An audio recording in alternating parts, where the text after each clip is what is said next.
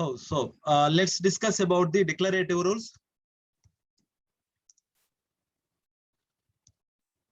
and decision rules. చాలా important. So మన projects లో రెగ్యులర్ గా యూజ్ చేస్తూ ఉంటాం ఇవి. సో రియల్ టైమ్ సినారియోస్ లో. So let us discuss this. అసలు మనకి జనరల్ గా వచ్చేసి we have 2 different types of rules. అంటే ఓవరాల్ గా మనం చూసుకున్నట్లయితే సో ప్రొసీజరల్ గా ప్రాసెస్ అయ్యే rules, and then second one వచ్చేసి ఆటోమేటిక్ గా ట్రిగ్గర్ అయ్యే rules, automatic processing rules. So automatic కి ఆపోజిట్ ఏంటిది? Automatic processing rules. And then second one వచ్చేసి మాన్యువల్ ప్రాసెసింగ్ రూల్స్. అంటే automatic processing rules, manual processing rules అని ఎందుకన్నా అంటే, మాన్యువల్ ప్రాసెసింగ్ రూల్స్ అంటే మనకి అన్ని కూడా రూల్స్ ఉన్నాయి. We have different types of rules in Pega, right? So decision rules, declarative rules, flows, flow actions, sections, properties, activities, ఎన్ని రూల్స్ ఉన్నాయి. వీటన్నిటిలో కూడా ఆటోమేటిక్ ప్రాసెసింగ్ రూల్స్ అంటే, ఆటోమేటిక్ అంటే we need not to do that work manually. అంటే manual గా మనం వాటిని ఎగ్జిక్యూట్ చేయాల్సిన అవసరం లేదు. Those will be execute automatically in the background. అటువంటి రూల్స్ ఏవైతే ఉన్నాయో వాటన్నిటిని కూడా we are going to call as the automatic rules. అంటే ఏ ఏజెంట్ రన్ చేయాల్సిన అవసరం లేదు, మాన్యువల్ గా రన్ చేయాల్సిన అవసరం లేదు, అంటే ఏ ఒక్కరు స్పెసిఫిక్ గా రన్ చేయాల్సిన అవసరం లేదు. అవే ఆటోమేటిక్ గా ట్రిగ్గర్ అవుతాయి బేస్డ్ ఆన్ సమ్ కండిషన్స్. అందువల్ల ఆ రూల్స్ అటువంటి రూల్స్ ని ఆటోమేటిక్ ప్రాసెసింగ్ రూల్స్ అంటున్నాం. అట్లా కాకుండా మాన్యువల్ గా మనం ప్రాసెస్ చేసే రూల్స్ ఏవైతే ఉన్నాయో, మాన్యువల్ గా అంటే మాన్యువల్ గా ట్రిగ్గర్ చేయడం కానీ, మాన్యువల్ గా కాల్ చేయడం కానీ, ఇక్కడ ఏదైనా యాక్టివిటీలో కాల్ చేయడం కానీ, ఇటువంటి అన్నిటిని కూడా మాన్యువల్ ప్రాసెసింగ్ రూల్స్ అన్నాం. For example flows, okay, flow actions, sections, ఇంకా decision tree, table tree, when rules, వీటన్నిటిని కూడా మనం మాన్యువల్ గా రన్ చేయాలి, లేదా ఏదైనా ఒక యాక్టివిటీలో అన్నా రన్ చేయాలి.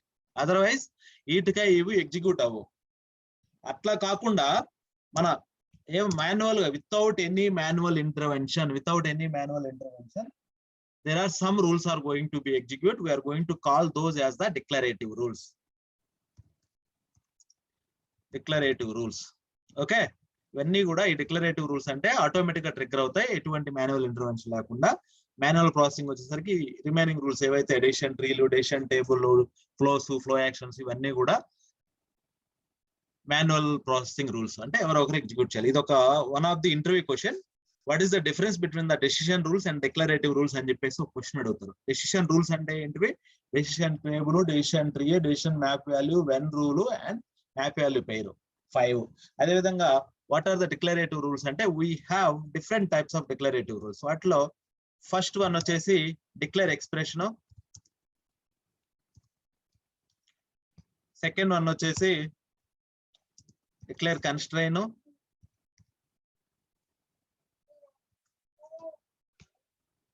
థర్డ్ వన్ వచ్చేసి declare on change,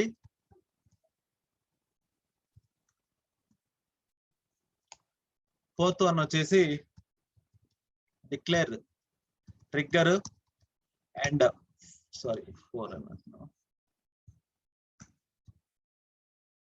and last one వచ్చేసి డిక్లేర్ ఇండెక్స్.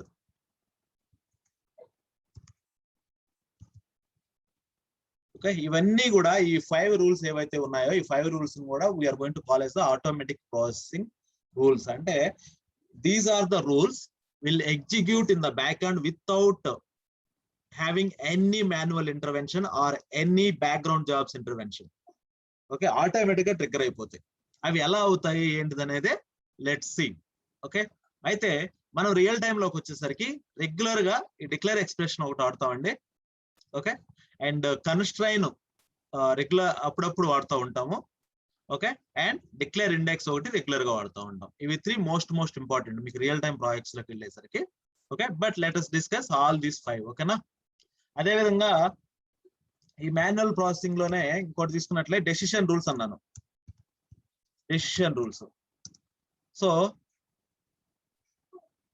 ఈ డెసిషన్ రూల్స్ మనం చూసినట్లయితే ఫస్ట్ వన్ వచ్చేసి decision table.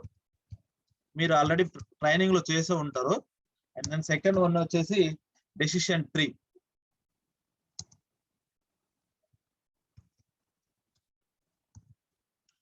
And third one వచ్చేసి వెన్ కండిషన్. ఇవి 3 most important. And fourth one వచ్చేసి map value. And fifth one వచ్చేసి map value pair.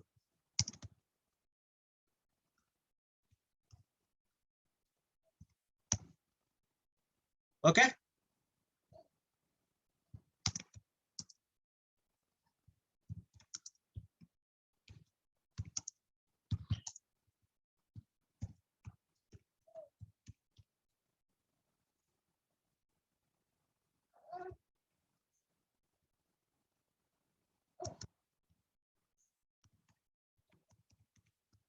execute automatically.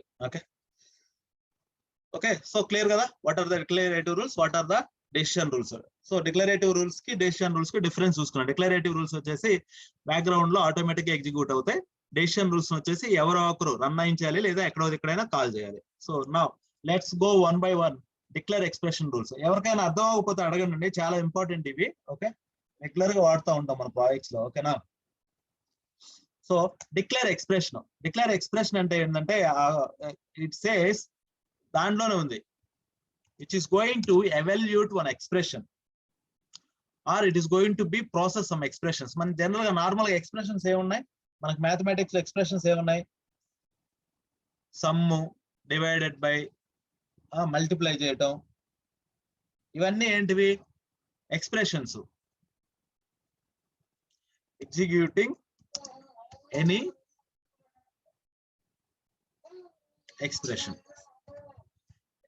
any expression, okay, for this purpose generally we can use like this. Okay, for example, area equal to length into breadth. Okay, L into B, right? One rasana L rasana, so L into B.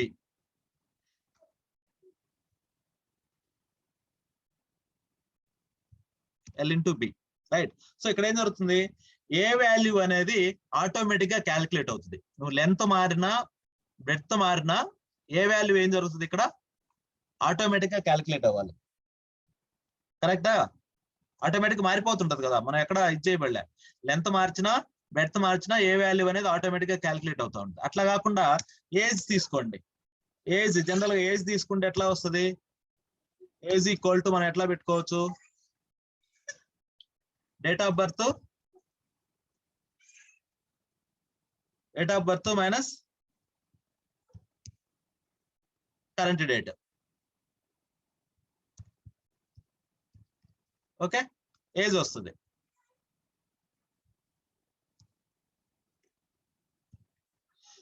So that's what like ఇక్కడ age అనేది automatic గా calculate. ఈ రెండిట్లో ఏ ఒక్కటి మారినా, ఈ రెండిట్లో ఏ ఒక్క వాల్యూ మారినా ఏజ్ అనేది ఆటోమేటిక్ గా క్యాలిక్యులేట్ అయిపోవాలి.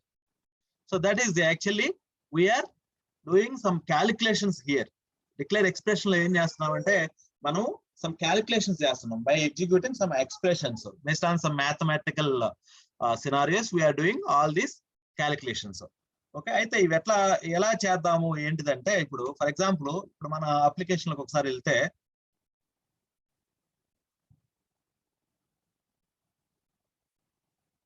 శ్వేత, you can hear you able to hear me? Yes, Raghu. Yes, I can hear you. Okay, fine. Okay, that's fine. Okay, so first declare expression చూస్తున్నాము. ఈ డిక్లేర్ ఎక్స్ప్రెషన్ ని మన applications లో general గా ఎట్లా వాడుకోవచ్చు? ఇది ఒక సింపుల్ ఎగ్జాంపుల్. ఇక్కడ నాకు లెంత్ మారినా బ్రెడ్త్ మారినా ఏరియా అనేది ఆటోమేటిక్ గా క్యాలిక్యులేట్ అవ్వాలి. డేట్ ఆఫ్ బర్త్ కామన్ గా ఉంటుంది. కరెంట్ డేట్ మారే కొద్దీ ఏజ్ అనేది క్యాలిక్యులేట్. ఏదైనా అప్లికేషన్ ఫామ్ ఫిల్ చేసేటప్పుడు డేట్ ఆఫ్ బర్త్ ఇచ్చి ఆటోమేటిక్ గా ఏజ్ క్యాలిక్యులేట్ చేయమంటాం ఏదైనా అప్లికేషన్ ఫామ్స్ లో, రైట్? ఏదైనా మీరు రెగ్యులర్ చూస్తుంటారు. వాటన్నిటిని కూడా ఆ రిక్వైర్మెంట్ కోసం మనము generally we are going to use the declare expression rule. Okay. For example ఇంకా మనం చూసినట్లయితే ఆన్లైన్ లో మనం షాపింగ్ చూస్తాం, ఆన్లైన్ షాపింగ్ చేస్తూ ఉంటాం కదా, అమెజాన్ లో కానీ లేకపోతే ఫ్లిప్కార్ట్ లో కానీ. మన కార్ట్ లో ఐటమ్స్ యాడ్ చేసే కొద్దీ టోటల్ అమౌంట్ చేంజ్ అయిపోతూ ఉంటది, రైట్? ఓకేనా? సో దానికి కూడా ఏ లాజిక్ మనం వాడిందంటే డిక్లేర్ ఎక్స్ప్రెషన్ నే బేస్ చేసుకొని వాడుంటారు. లేకపోతే ఇప్పుడు మనం ఐఆర్సిటిసి చూసినా, టికెట్స్ బుక్ చేసి ఇట్లా ఇటువంటి ఎగ్జాంపుల్స్ అన్ని కూడా డిక్లేర్ ఎక్స్ప్రెషన్ కిందే వస్తాయి అన్నమాట. 1 సెకండ్.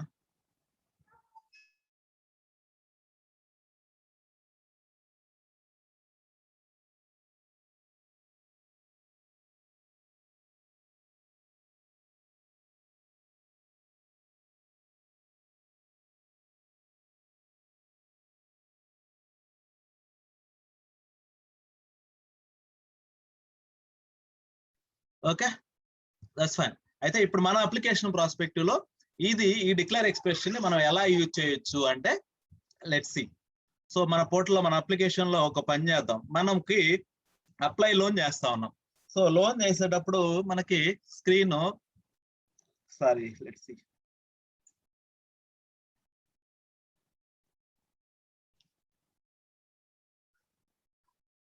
లోన్ డీటెయిల్స్ లో పర్సనల్ లోన్ ఎంటర్ చేశాను, అండ్ దెన్ లోన్ అమౌంట్ ఇంత ఎంటర్ చేస్తాను. ఫర్ ఎగ్జాంపుల్ ఒక 10,000 ఎంటర్ చేశాను లోను, అండ్ దెన్ టెన్యూర్ ఎంటర్ చేస్తాను. సో ఈ టెన్యూర్ అంటే పీరియడ్ ఎంటర్ చేయగానే ఫర్ ఎగ్జాంపుల్ 3 months అన్నా అనుకో, లేదా 10 months అన్నాను. 10 months అన్నప్పుడు ఆటోమేటిక్ ఎవ్రీ మంత్ ఎంత కట్టాలి, ఈఎంఐ, రైటా? సో దాని మీద మనము ఒక ఎక్స్ప్రెషన్ రాసుకోవచ్చు. ఆటోమేటిక్ గా మంత్లీ ఎంత పేమెంట్ చేయాల్సి వస్తుంది అనే క్యాల్కులేషన్ అనేది ఇక్కడ మన టెన్యూర్ మార్చే కొద్దీ లేదా అమౌంట్ మార్చే కొద్దీ ఈ వాల్యూ అనేది మారుతూ ఉండాలి. సో దానికి ఎట్లా చేయాలంటే మనం ఆల్రెడీ ఈఎంఐకి సంబంధించి ఫీల్డ్ ఏమో క్రియేట్ చేసుకో ఉండాలి. I think we created it. Let's see. EMI amount కానీ లేకపోతే ఒక ప్రాపర్టీ, ఏదో ఒక ప్రాపర్టీ అయినా క్రియేట్ చేసుకుందాం. So first we need to create one property, అంటే అక్కడ ఆ వాల్యూ డిస్ప్లే చేయడం కోసంగా ఒక ప్రాపర్టీ క్రియేట్ చేసుకోవాలి. Let's create the property. ఈ ప్రాపర్టీ ఇన్స్టాల్మెంట్స్ అని క్రియేట్ చేద్దాం. Okay, number of installments. Okay, number of installments అని ఇస్తున్నా. సో దీని ప్రస్తుతానికి నేను, మీరు కావాలంటే ఇంటిజర్ గానే మార్చండి, లేకపోతే నేను టెక్స్ట్ గానే చేస్తున్నా, ఎందుకంటే టెక్స్ట్ ఇంటిజర్ కూడా యాక్సెప్ట్ చేస్తుంది కదా. I kept it as a text only. Next first మనం ఏ రూల్ క్రియేట్ చేయాలి? మన ప్రాపర్టీ క్రియేట్ అయిపోయింది. ఏ ప్రాపర్టీ? ఇక్కడ డిస్ప్లే చేయాల్సిన ప్రాపర్టీ క్రియేట్ అయిపోయింది. ఫస్ట్ ఈ యూఐ ఓపెన్ చేసి ఆ ప్రాపర్టీని యూఐ లోకి యాడ్ చేద్దాం. Initiate loan section. ఈ సెక్షన్ మనం చూసినట్లయితే ఇనిషియేట్ లోన్ అనే సెక్షన్ ఇది. దీంట్లోకి first actually we need to include that particular value. ఇదే స్క్రీన్ కదా, ఈ 3 ఫీల్డ్స్ ఉన్నాయి. 4th ఫీల్డ్ దగ్గర డేటా క్యాప్చర్, అంతేనా? Text input. So dot number of installments. So label వచ్చేసి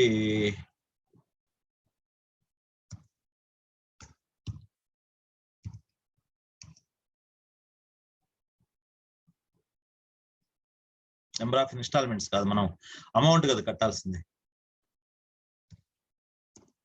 మంత్లీ ఈఎంఐ. ఓకే, క్లియరా? So just save this.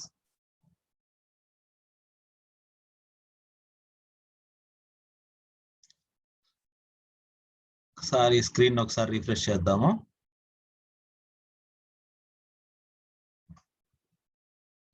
So మన requirement ఏంటిదంటే, ఇక్కడ నేను ఈ రెండిట్లో ఏ ఒక్క వాల్యూ మార్చినా ఇక్కడ 10,000/10 ఉంది. 10,000/10 అంటే ఇక్కడ ఎంత రావాలి? మంత్లీ ఈఎంఐ 1000 రావాలి. సో అది ఆటోమేటిక్ జరిగిపోవాలి. ఒకవేళ నేను ఇక్కడ దీన్ని 20కి మార్చాను అనుకో, 500 రావాలి ఆటోమేటిక్ గా. సో దానికోసరంగా మనం ఇప్పుడు ఏ ప్రాపర్టీ ఇది? నెంబర్ ఆఫ్ ఇన్స్టాల్మెంట్స్ లేదా మంత్లీ ఈఎంఐ అనేది ప్రాపర్టీ ఉంది కదా, ఏ ప్రాపర్టీ అయితే క్రియేట్ చేస్తామో ఆ ప్రాపర్టీ మీద we have to create the declare expression rule. Okay, so declare expression rules are belongs to decision category. Okay, just class మీద రైట్ క్లిక్ చేసి create decision and then declare expression. So ఇక్కడ మనం declare దేని మీద చేయాలి, property. ఏ property అక్కడ మనం display చేస్తుంది, number of installments. So page context, ఒకవేళ ఆ ప్రాపర్టీని మనము ఇక్కడ కానీ ఏదన్నా పేజ్ మీద కానీ మెన్షన్ చేస్తుంటే, ఇక్కడ కానీ ఏదన్నా పేజ్ మీద dot page name dot property name ఇచ్చుంటే, ఇక్కడ ఎలా అయితే ఇస్తామో యాజ్ ఇట్ ఈస్ గా ఇవ్వాల్సి వస్తుంది. ఓకేనా, ఇక్కడ డాట్ నెంబర్ ఆఫ్ ఇన్స్టాల్మెంట్స్ ఇచ్చాం కాబట్టి సేమ్ నేను డాట్ నెంబర్ ఆఫ్ ఇన్స్టాల్మెంట్స్ తీసుకున్నా, పేజ్ కాంటెక్స్ట్ ఇవ్వాల్సిన అవసరం లేదు, ఎందుకంటే దీనికి పేజ్ కాంటెక్స్ట్ ఏమీ లేదు కాబట్టి. Then just click on create and open. Okay, అయిపోయిన తర్వాత కింద బిల్డ్ ఎక్స్ప్రెషన్ ఒక ఆప్షన్ ఉంది. ఓకే, ఇక్కడికి వస్తే ఇది ఏం జరుగుతుందంటే, దీని యొక్క పర్పస్ ఏంటంటే, మనం ఏదైతే కాన్ఫిగరేషన్ ఇస్తామో ఆ కాన్ఫిగరేషన్ ప్రకారంగా it is going to calculate the required output. Okay, అయితే మనకి ఇక్కడ రిక్వైర్మెంట్ ఏంటిది, ఇక్కడ రిక్వైర్మెంట్ ఏంది, ఇది డివైడెడ్ బై ఇది చేయాలి, రైట్?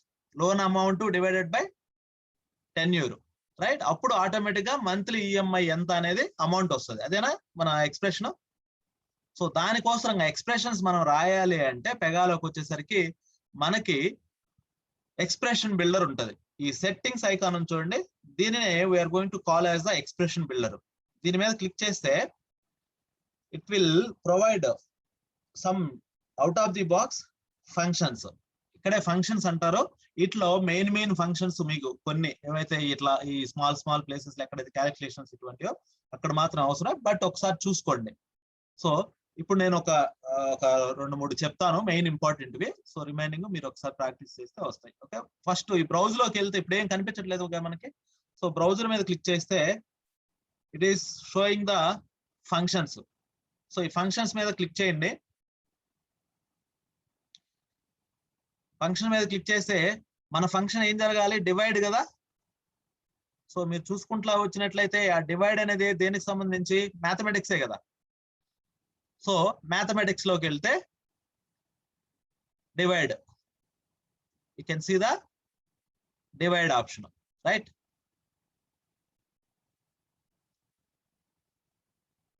ఓకే, జస్ట్ ఈ ప్లస్ సింబల్ క్లిక్ చేశారండి మీరు, ఇట్లా ఇక్కడ వచ్చేస్తుంది. లేకపోతే ఇదైనా వాడుకోవచ్చు.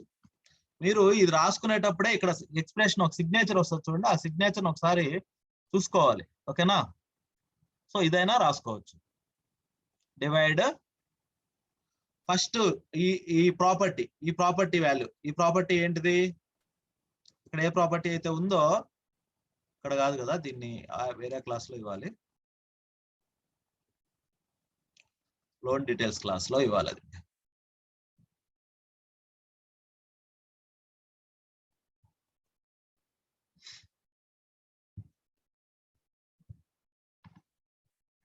నేను వేరే క్లాస్ లో ఇచ్చాను, that's what I'm giving it here. Okay,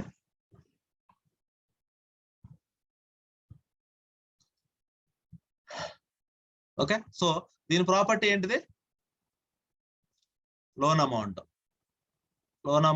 divided by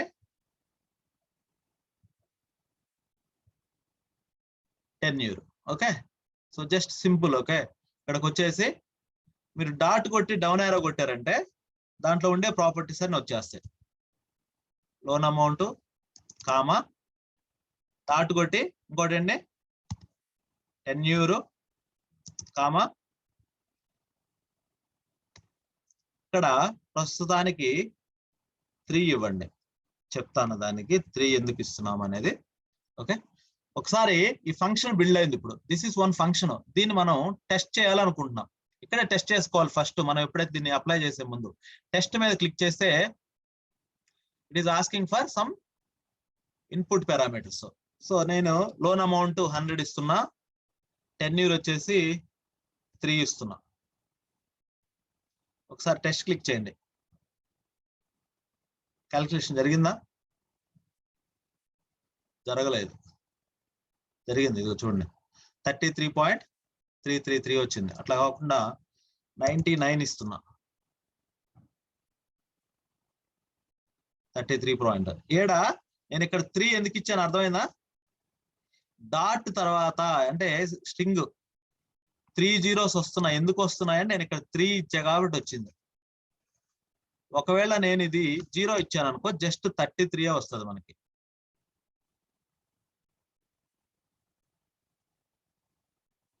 okay, some times amount కి దీనికి మనకి జీరోస్ లో కూడా అవసరం ఉంటది డెసిమల్స్. సో అందువల్ల నేను డిఫాల్ట్ గా 3 ఇస్తున్నా. ఓకేనా?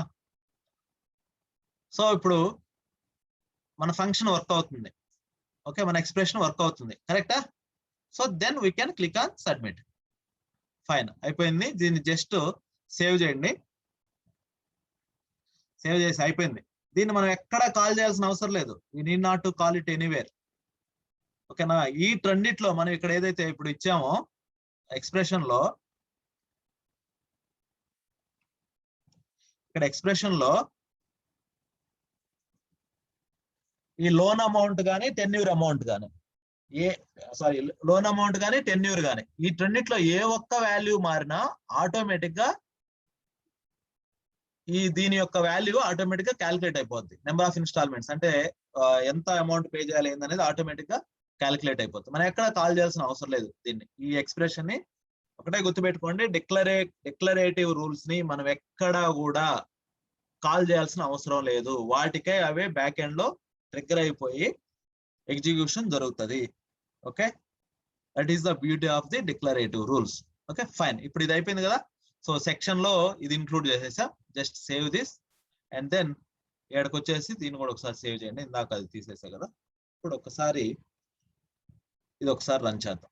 కొత్త ఫ్రెష్ కేస్ ఒకటి తీసుకోండి, ఎందుకంటే ఆల్వేస్ టెస్టింగ్ చేసేటప్పుడు ఫ్రెష్ కేస్ మీద చేయండి.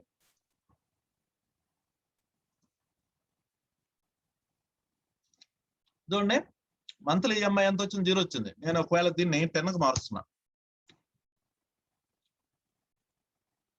అలా దీన్ని 10 మారుస్తున్నా, 5కి మారుస్తున్నా. మీరు ఇది కాన్సన్ట్రేషన్ చేయండి. దీన్ని 10,000 చేస్తున్నాను నేను. ఇది వచ్చేసి నేను 10 months పెట్టా. ఏది 10 months లో 10,000 పే చేయాలి. సో అప్పుడు మంత్లీ ఎంత పే చేయాలి? 1,000 రూపీస్. క్లియరా?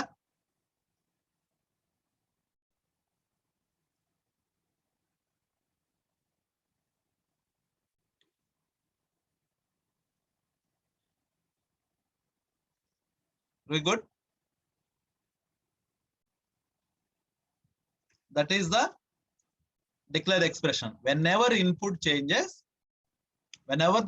value changes, then the output is going to be calculated automatically. What do you mean by declare expression? Ante whenever the input value changes, automatically the output value is going to be changed. That is the declare expression. Aithe ee declare expression lo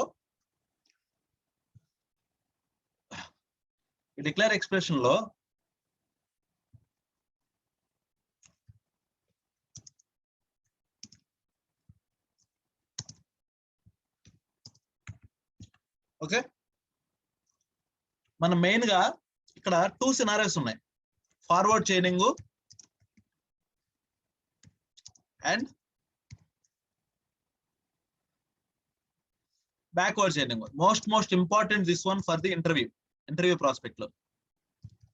backward chaining అంటే ఏంది, forward chaining అంటే ఏంది, చాలా important. ప్రతి ఇంటర్వ్యూలో ఈ question compulsory అడుగుతారు. Okay, ఈ ఫార్వర్డ్ చైనింగ్ బ్యాక్వర్డ్ చైనింగ్ ఎక్కడ మనకి డిఫైన్ చేస్తామంటే డిక్లేర్ ఎక్స్ప్రెషన్ రూల్లోనే మనం డిఫైన్ చేస్తాం. ఈ డిక్లేర్ ఎక్స్ప్రెషన్ లో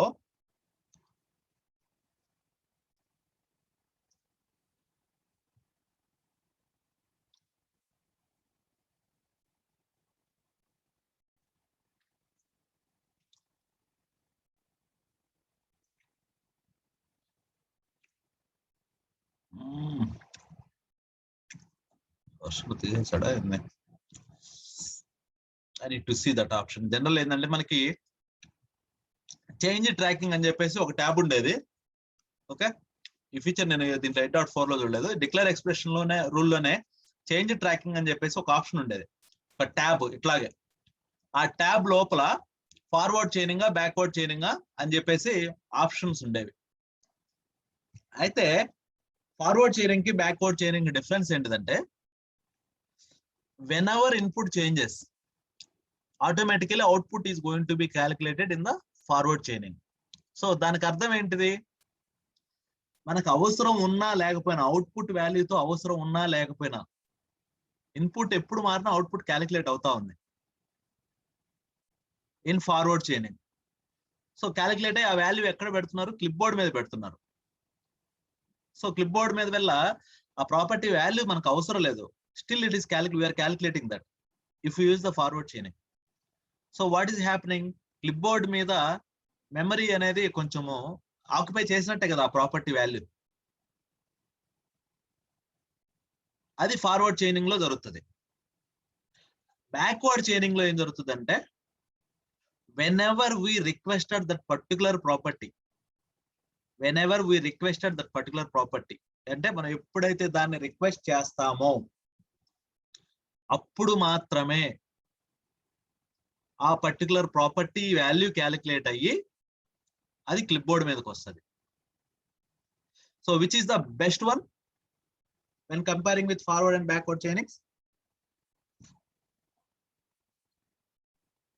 Backward chaining. ఎందుకంటే క్లిప్ బోర్డ్ మీద స్పేస్ ని ఫ్రీ అప్ చేస్తున్నాం.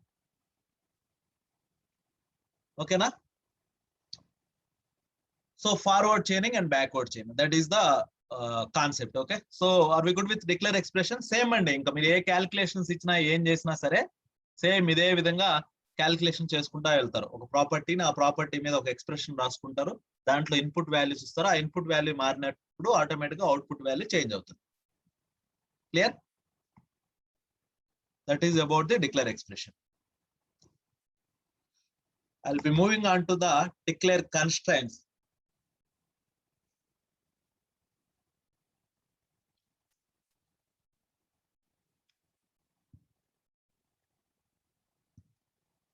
So move on to the declare constraints.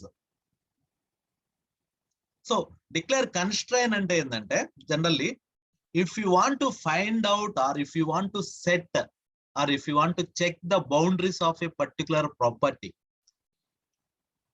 generally we'll go for the constraints. Declare constraints to check the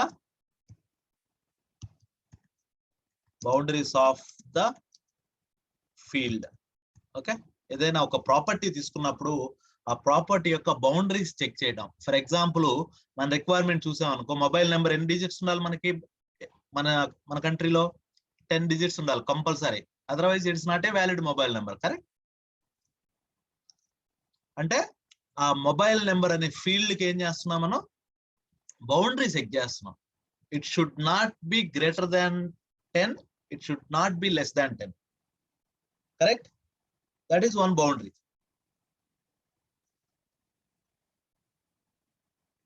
అదే విధంగా కొన్ని బ్యాంక్స్ చూసామంటే ఆ బ్యాంక్ లో వాళ్ళ అకౌంట్ నెంబర్ ఇన్ని డిజిట్స్ అని ఉంటుంది.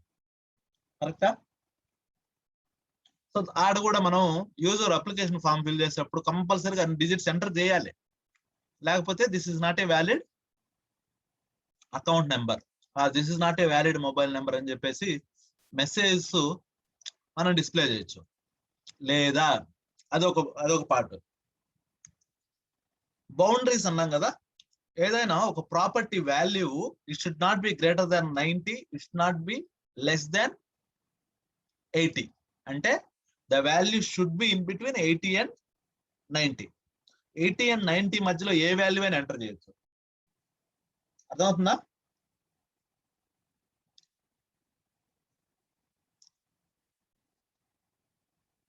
So in this way actually we are checking the boundaries of the particular property. అంటే ఆ బౌండరీ గాని సాటిస్ఫై అయితే we are good. If not satisfied that particular boundary, then we are displaying the customized messages for the user on the same screen.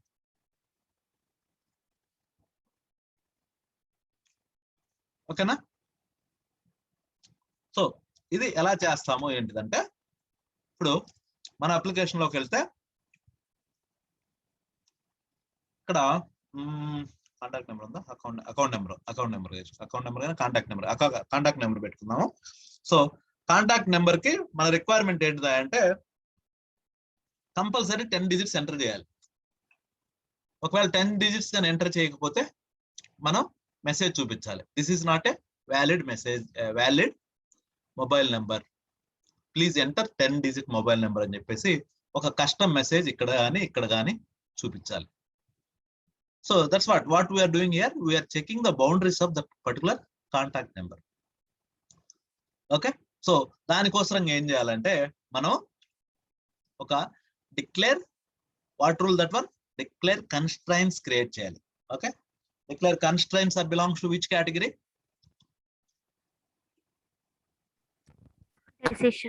Decision category. Right click, create decision and declare expression, declare on change, declare constraints. Okay, this one. Okay, just select this. So దీని name verify mobile number. Okay, verify mobile number అని ఇచ్చుకుంటున్నాను నేను. ఓకేనా? So మీరు ఇచ్చే names కూడా ఏంటంటే ఆ పర్టికులర్ మన రిక్వైర్మెంట్ ని బేస్ చేసుకొని ఇచ్చుకుంటుండాలి. ఏ నేమ్స్ పెడితే ఆ నేమ్స్ ఇవ్వకూడదు మీరు రియల్ టైమ్ లోకి వెళ్ళేసరికి. ఓకేనా? సో ఇక్కడ మనం మొబైల్ నెంబర్ మీద వాలిడేషన్ పెట్టాం కాబట్టి we're doing the verify mobile number అనేది నేను పేరు ఇచ్చుకున్నాను. Okay, just create and open అయిపోయిన తర్వాత ఇక్కడ మనం చూసినట్లయితే ఫస్ట్ మనకి ఈ ఫీల్డ్ యొక్క స్ట్రక్చర్ తెలిసి ఉండాలి. ఏది మొబైల్ నెంబర్ కాంటాక్ట్ నెంబర్ ఉంది కదా, ఈ ఫీల్డ్ నేమ్ ఏంటి, ఈ ఫీల్డ్ యొక్క స్ట్రక్చర్ ఏంటిది అంటే UI లో ఎలా మ్యాప్ చేస్తున్నారో ఫస్ట్ తెలుసుకోవాలి. సో అందువల్ల ఫస్ట్ UI లోకి వెళ్తాం. UI లోకి వెళ్ళి ఆ పర్టికులర్ ప్రాపర్టీని ఓపెన్ చేస్తాం. ఓపెన్ చేసి సెట్టింగ్స్ లోకి వెళ్తే so this is the structure. Dot account details dot contact number అంటే అకౌంట్ డీటెయిల్స్ అనే పేజ్ మీదకి కాంటాక్ట్ నెంబర్ అనే ప్రాపర్టీ మీదకి మనం ఎంటర్ చేసే మొబైల్ నెంబర్ వస్తుంది. సో సేమ్ ఇది కాపీ చేసుకోండి. కాపీ చేసుకొని ఇక్కడికి వెళ్ళేసి ఇక్కడ పేస్ట్ చేయండి. Is not equal to 0. Okay, or not equal to null అనేది పెట్టుకోవచ్చు, ఆర్ గ్రేటర్ దాన్ 0. ఓకే, లేదా నాట్ ఈక్వల్ టు 0 అయితే రిక్వైర్స్ దట్ అంటే మనకేం చెక్ చేయాలి, length of this particular property should be equal to 10 digits. So ఆ length of అనేది ఏంటంటే మనకి ఫంక్షన్. ఆ ఫంక్షన్ ఎక్కడి నుంచి తీస్తారంటే ఇక్కడ డ్రాప్ డౌన్స్ ఉన్నాయి చూడండి. ఈ డ్రాప్ డౌన్ ఇక్కడ క్లిక్ చేస్తే మీరు ఇక్కడ ఇట్లా ఎత్తుకున్నట్లయితే లెంత్ ఆఫ్ అనే వస్తుంది చూడండి. సో ఇక్కడ చూడండి ఒకసారి, length of A page list property. Okay, length of what is the page list property, this is our property. ఇదే కదా, సేమ్ దీని యొక్క లెంత్ మనం చెక్ చేస్తున్నాం. ఈస్ ఈక్వల్ టు 10 అంటే ఈక్వల్ టు 10 అంటే ఈ ప్రాపర్టీలోకి ఉండే వాల్యూ లెంత్ గానీ 10 అవ్వకపోతే అంటే 10 కంటే తక్కువైనా కానీ 10 కంటే ఎక్కువైనా కానీ display a message. A message else add a message అంటున్నా. A message, please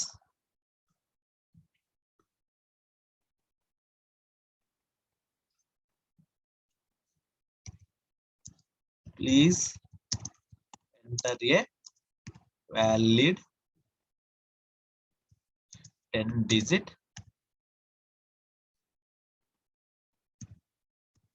mobile number. Okay, so ఆ మెసేజ్ ఎక్కడ డిస్ప్లే చేయాలి, ఈ ప్రాపర్టీ లెవెల్లో డిస్ప్లే చేయాలి. క్లియరా? జస్ట్ సేవ్ దిస్, ఏం చేయొద్దు మనం. సో డిక్లరేటివ్ రూల్ కదా ఇది.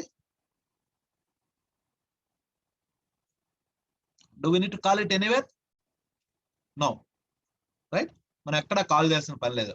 ఇప్పుడు డైరెక్ట్ గా స్క్రీన్ మీదకి వెళ్ళిపోయి ఫ్రెష్ కేస్ ఒకటి తీసుకుందాం. ఫ్రెష్ కేస్ ఒకటి తీసుకొని ఫస్ట్ ఇది వర్క్ అవుతుందని చూద్దాము. మన డిక్లేర్ ఎక్స్ప్రెషన్ 10,000 లేదా 1000 రూపీస్ చేసి 10 ఇన్స్టాల్మెంట్స్. ఓకే, ఇచ్చాను. సో నేను ఇక్కడ రిఫ్రెష్ పెట్టుండేసరికి స్క్రీన్ ఆటోమేటిక్ గా రిఫ్రెష్ అయిపోయింది. Contact number please enter valid 10 digit number అని వచ్చింది. నేను ఇప్పుడు 10 డిజిట్స్ ఇస్తున్నా. ఆ మెసేజ్ ఎగిరిపోవాలి. వెళ్ళిపోయిందా?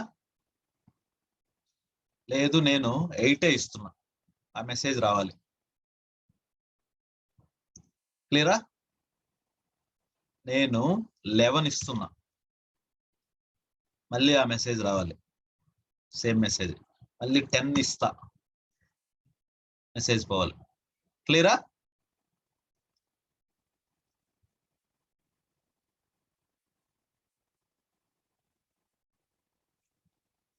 సేమ్ అకౌంట్ నెంబర్ కూడా మనము నెంబర్ ఆఫ్ డిజిట్స్ ఇన్ని ఉండాలి అని చెప్పేసి మనం పెట్టుకోవచ్చు.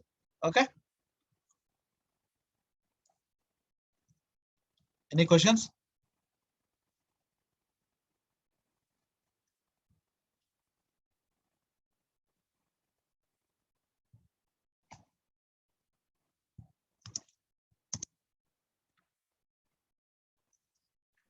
Clear Okay. Raghu.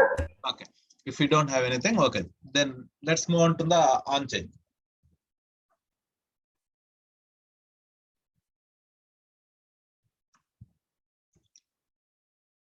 So declare on chain rule. Raghu ఒక్క నిమిషం, Yeah, yeah. చిన్న డౌట్. ఇప్పుడు మనం పైన డిక్లేర్ ఎక్స్ప్రెషన్ ఇచ్చాం కదా, ఫర్ ఎగ్జాంపుల్ ఇప్పుడు అది 0/0 వచ్చిన ఆర్ అట్లా ఇన్ఫైనైట్ నెంబర్స్ అట్లా ప్రాపర్ ఎక్స్ప్రెషన్ అంటే ప్రాపర్ వాల్యూస్ ఇవ్వకపోతే అప్పుడు అక్కడ మనము ఈ డిక్లేర్ కన్స్ట్రైన్స్ యూజ్ చేసుకొని మెసేజ్ పాస్ చేయొచ్చా? అర్థం కాలేదు.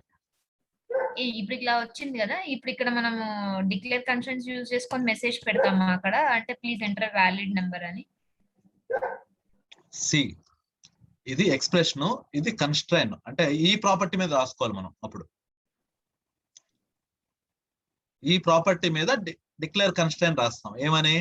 This value should be greater than some 0. Okay, దానికి ఎలా రాస్తాం? లోన్ అమౌంట్ కి రాయొచ్చేమో. లోన్ అమౌంట్ కూడా పెట్టుకోవచ్చు. అంటే monthly EMI is nothing but calculation of loan amount and tenure కదా. అవును, సో అది ఓన్లీ రిజల్ట్స్ డిస్ప్లేయింగ్, అక్కడ ఏం మనం వాల్యూ ఇవ్వం కదా. సో దాని మీద రాయడం ఒకటి. నాకు అర్థమైంది మీ క్వశ్చన్.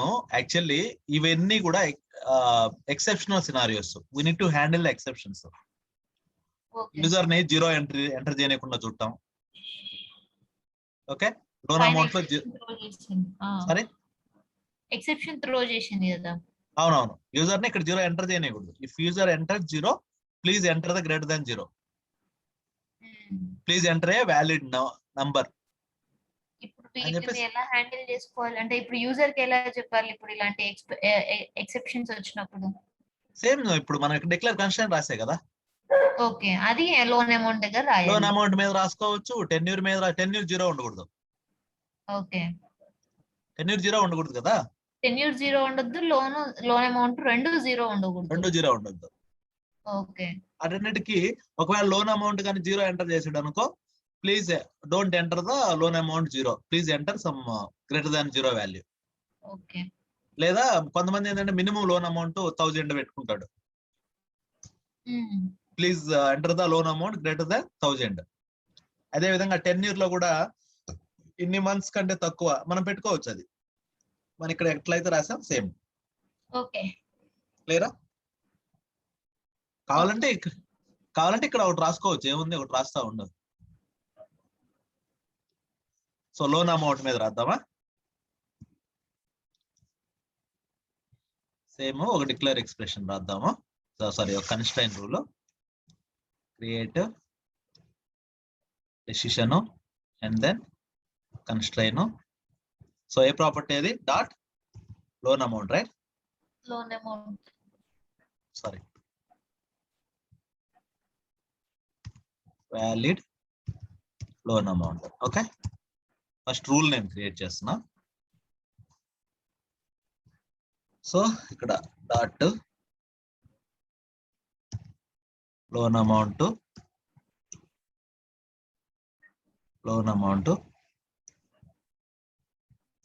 not equal to 0 అంటే requires that. సో ఇక్కడ మనము లెంత్ పెట్టుకోవచ్చు. రిక్వైర్స్ దట్ ఇక్కడే సేమ్ ఇందాకట్లాగే లెంత్ వచ్చేసి 3 digits 300 అండ్ 100 కంటే ఎక్కువ ఎంటర్ చేయాలనుకో సో 3 digits పెట్టుకోవచ్చు. ఓకే,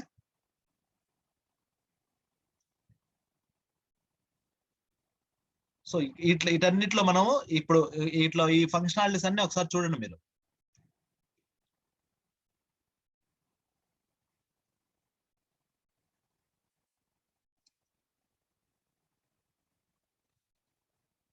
సో ఈ ఫంక్షనాలిటీస్ అన్ని కూడా ఇప్పుడు మన సినారియోకి వచ్చేసరికి ఇది పేజ్ లిస్ట్ కాదు, it's a normal value. Okay, so assign to expression evaluates true. Okay, first value equal to second value equals page list name, so string to search value in the list evaluates expression true పెడదాం. Okay, ఎక్కడ ఇచ్చాను evaluates true, expression evaluates true. So when dot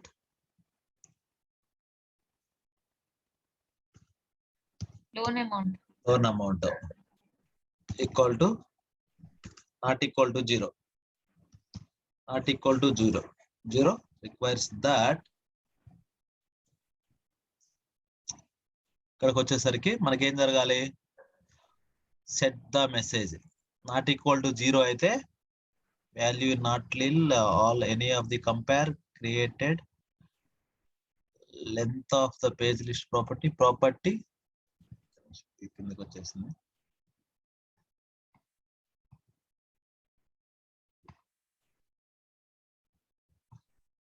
so property set reference exist has a value. అసలు కిందకి వచ్చేసింది.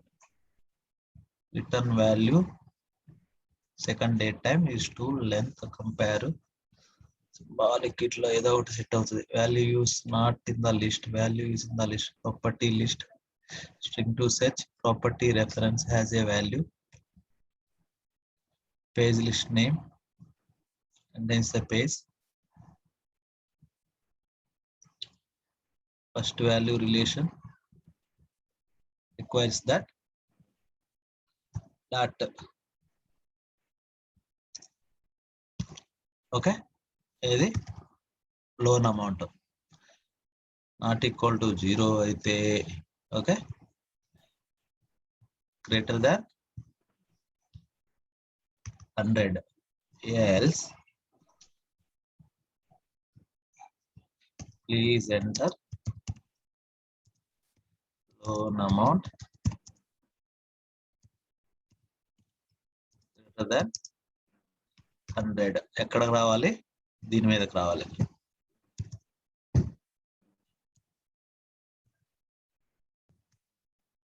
Okay, save చేయండి ఒకసారి దీని execution మళ్ళీ చూస్తే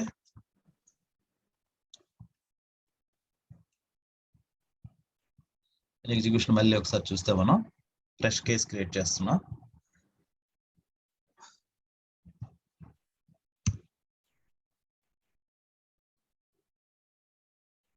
అది యాక్చువల్లీ 10 digits కూడా ఎగ్జిక్యూట్ అయింది, ఎందుకంటే మనం రీఫ్రెష్ పెట్టున్నాం స్క్రీన్ కి, అందువల్ల 2 ఎగ్జిక్యూట్ అయ్యాయి.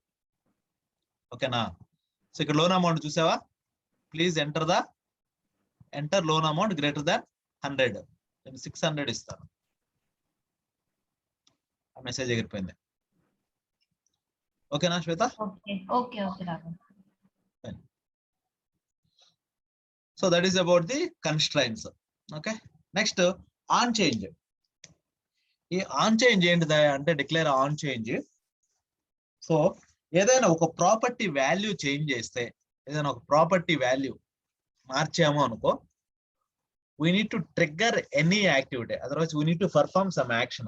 For example, ఇప్పుడు ఎలా చెప్పొచ్చు, మన లోన్ అమౌంటే మార్చారు లేదా మన మొబైల్ నెంబర్ మార్చారు. ఇఫ్ సమ్వన్ చేంజ్ మన మొబైల్ నెంబర్, మనకేం జరగాలి? ఒక ఈమెయిల్ రావాలి, రైట్? సో ఈమెయిల్ రావాలంటే ఏం చేయాలి? ఒక యాక్టివిటీ ట్రిగ్గర్ రావాలి. ఆ యాక్టివిటీలో మన లాజిక్ రాస్తాం. ఆ డిక్లేర్ ఆన్ చేంజ్ వచ్చేసి మనం ప్రాపర్టీ మీద రాస్తాం. అంటే డిక్లేర్ ఆన్ చేంజ్ అంటే ఏం లేదు, if any property value changes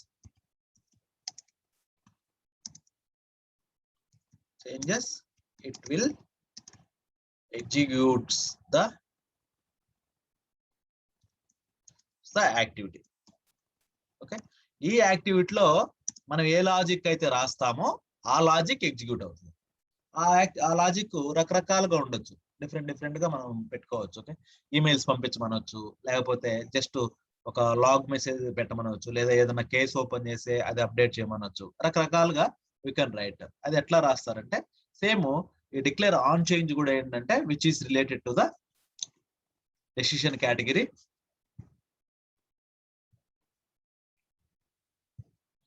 so decision category, go to this, create decision on change. Okay, declare on change. So I'll create something change mobile. Okay, mobile number మారుద్దాం, change mobile number. Okay, just click on create and open. So ఇక్కడ it is asking అంటే properties to watch అంటే ఏ property value మారిస్తే, ఇక్కడ నేను చెప్పా కదా, if any property value changes it will execute the activity, that is declare on change. Declare on change ఏదైనా property value మారిస్తే అది ఒక యాక్టివిటీని ఎగ్జిక్యూట్ చేస్తుంది. ప్రాపర్టీస్ టు వాచ్ అంటే మనం ఏ ప్రాపర్టీని చూడాలి? ఇప్పుడు మొబైల్ నెంబరు ఒకసారి మీరు ఇక్కడికి వచ్చేసి మొబైల్ నెంబర్ సింటాక్స్ ఏముందో ఒకసారి చూసుకోండి. చూసినట్లయితే so same as it is గా ఇది కాపీ చేసుకోండి. అకౌంట్ డీటెయిల్స్ అనే పేజ్ మీద ఉంది, సేమ్ యాజ్ ఇట్ ఈస్ గా తీసుకెళ్ళి ఇక్కడ ఇచ్చేసాను. చేసిన తర్వాత ఒక యాక్టివిటీ ఎగ్జిక్యూట్ జరగాలి.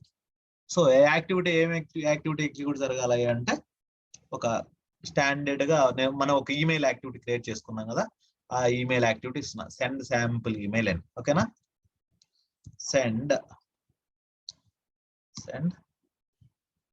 శాంపుల్ ఈమెయిల్ మొన్న క్రియేట్ చేస్తున్నాం ఇది, అందువల్ల అది ఇస్తున్నాను.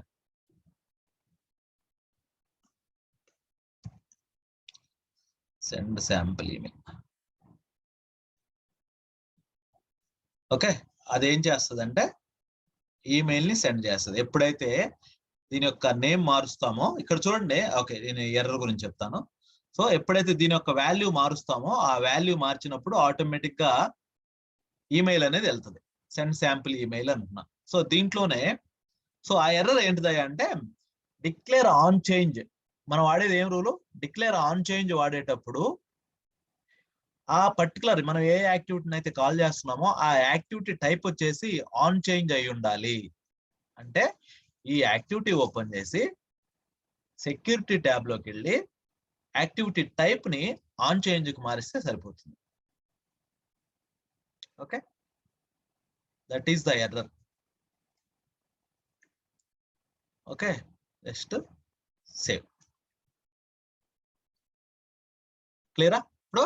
ఇప్పుడు మనకి ఏంటంటే ఈ స్క్రీన్ లో మనం ఎప్పుడైతే మొబైల్ నెంబర్ మారుస్తామో, మొబైల్ నెంబర్ మార్చంగానే ఏం జరగాలంటే బ్యాక్ ఎండ్ లో declare on change activity trigger అయ్యి ఈమెయిల్ అనేది పంపించాలి.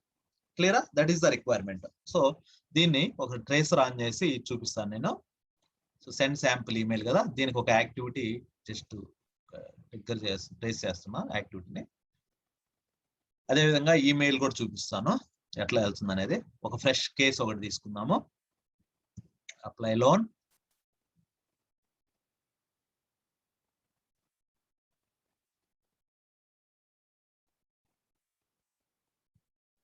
ట్రేసర్ రన్నింగ్ లో ఉంది కదా, అందువల్ల బాగా స్లోగా అనిపిస్తుంది. ఓకే క్లియర్, మనకి ఎన్ని అవసరం లేదు. వెళ్ళిపోయిందా? క్లియర్. ఓకే ఇది ఒకటి personal loan 10 digit mobile number, అది ఎగ్జిక్యూట్ అయింది. ఇది వచ్చేసి 10 ఇచ్చాను. 10 కాదు 100 ఉండాలంట. 100 కూడా తీసుకోదు, గ్రేటర్ దాన్ని పెట్టాం కదా 101. ఓకే సో అది ఎగిరిపోయింది. 10 యూర్ వచ్చేసి 10 పెడుతున్నా. సో డిక్లేర్ కన్స్ట్రైన్ ట్రిగ్గర్ అయింది, డిక్లేర్ ఎక్స్ప్రెషన్ ట్రిగ్గర్ అయింది. అండ్ మొబైల్ నెంబర్కి వచ్చేసరికి 1 2 3 4 5 6 7 8 9. Okay fine. డిక్లేర్ ఇప్పుడు ఏం జరిగి ఉండాలంటే, ఇక్కడ మొబైల్ నెంబర్ మార్చాం కదా, డిక్లేర్ ఆన్ చేంజ్ ఏదైతే ఉందో అది ట్రిగ్గర్ అయి ఉండాలి ఒకసారి. So it is not a 10 digit 0. So మారుస్తాం. Sorry where is that. So ఒకసారి దీంట్లో ఆన్ చేంజ్ ఎక్కడ ట్రిగ్గర్ అయిందేమో చూద్దాం. Okay control F, declare, sorry control F,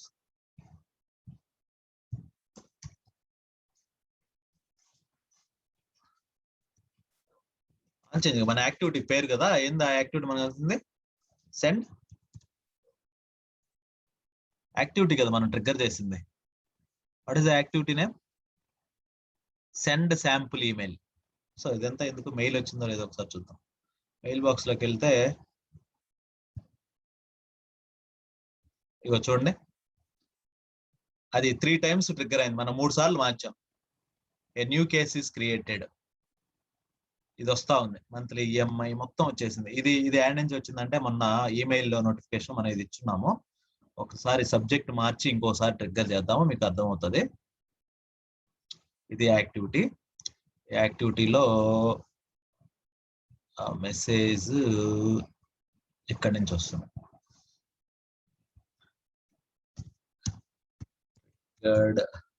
from declare change rule. Okay ఈ మెసేజ్ తో రావాలి. ఓకేనా?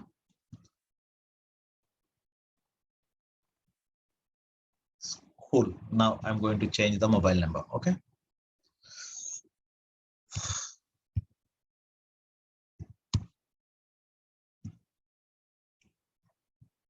Fine. Stress off చేసేసానులే, ప్రాబ్లం లేదు.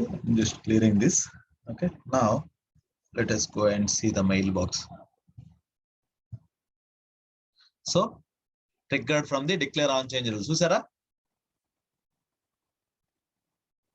సబ్జెక్ట్ మార్చాను కదా నేను, సేమ్ సబ్జెక్ట్ చూడండి మనకి ఈమెయిల్ వచ్చింది. అంటే నేను ఎప్పుడైతే మొబైల్ నెంబర్ మారుస్తున్నానో, మొబైల్ నెంబర్ వాల్యూ మారుస్తున్నానో, ఆటోమేటిక్ గా బ్యాక్ ఎండ్ లో ఒక యాక్టివిటీ ట్రిగ్గర్ అయిపోయేసి ఆ యాక్టివిటీ ఏం చేసిందంటే ఒక ఈమెయిల్ పంపించేసింది. సో దీంట్లోనే ఈ ఈమెయిల్ అయితే వచ్చిందో దీంట్లోనే ఒక మనం మెసేజ్ సింపుల్ గా పెట్టచ్చు.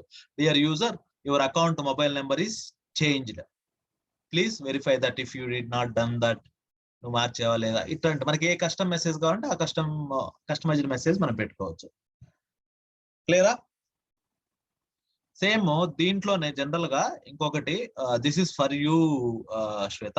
ఓకే ఒక మెథడ్ మనం ఆల్మోస్ట్ అన్ని మెథడ్స్ డిస్కస్ చేసాము. ఒక లాగ్ మెసేజ్ అని ఒక మెథడ్ ఉంటుంది. సో ప్రొడక్షన్ సపోర్ట్ కి వెళ్తున్నా కాబట్టి చెప్తున్నా. Log messages. సో ఈ లాగ్ మెసేజెస్ మనకి లాగ్ మెసేజ్ అంటే మన సిస్టమ్ ఎగ్జిక్యూట్ అయ్యేటప్పుడు జనరల్ గా యాక్టివిటీస్ లేదంటే చాలా లాగ్స్ రాస్తుంటారు. లాగ్ మెసేజెస్, ఈ లాగ్ మెసేజ్ కూడా మనం ఎందుకు వాడతాం అంటే డీబగ్గింగ్ పర్పస్ వాడతాం. ఒక యాక్టివిటీలో స్టెప్ 1 బిగిన్ అయింది, ఓకే లాగ్ మెసేజ్ లో స్టెప్ 1 బిగిన్స్ అని చెప్పి రాస్తారు. స్టెప్ 3 లో ఫెయిల్ అయింది, స్టెప్ 3 ఫెయిల్డ్ అని చెప్పేసి లాగ్ మెసేజ్ ప్రకారంగా రాస్తారు. ఓకేనా? ఇక్కడ ఏం చేద్దామంటే ఒక సింపుల్ మెసేజ్ పెడుతున్నాను నేను.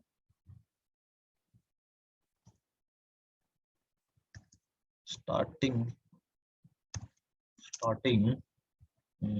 declare on change, declare change rule okay fine. So ఇక్కడ మీరు లాగింగ్ లెవెల్స్ వచ్చేసి డిఫరెంట్ టైప్స్ ఉన్నాయి. ఒకసారి మీరు చూసినట్లయితే ఇప్పుడు ఎర్రర్ వస్తుంది, సేవ్ చేస్తున్నా ఎర్రర్ వస్తుంది. ఓకే ఇక్కడ చూడండి. So these are the debugging levels. This is one of the most important interview question. Okay, what are the log levels available in Pega అంటారు.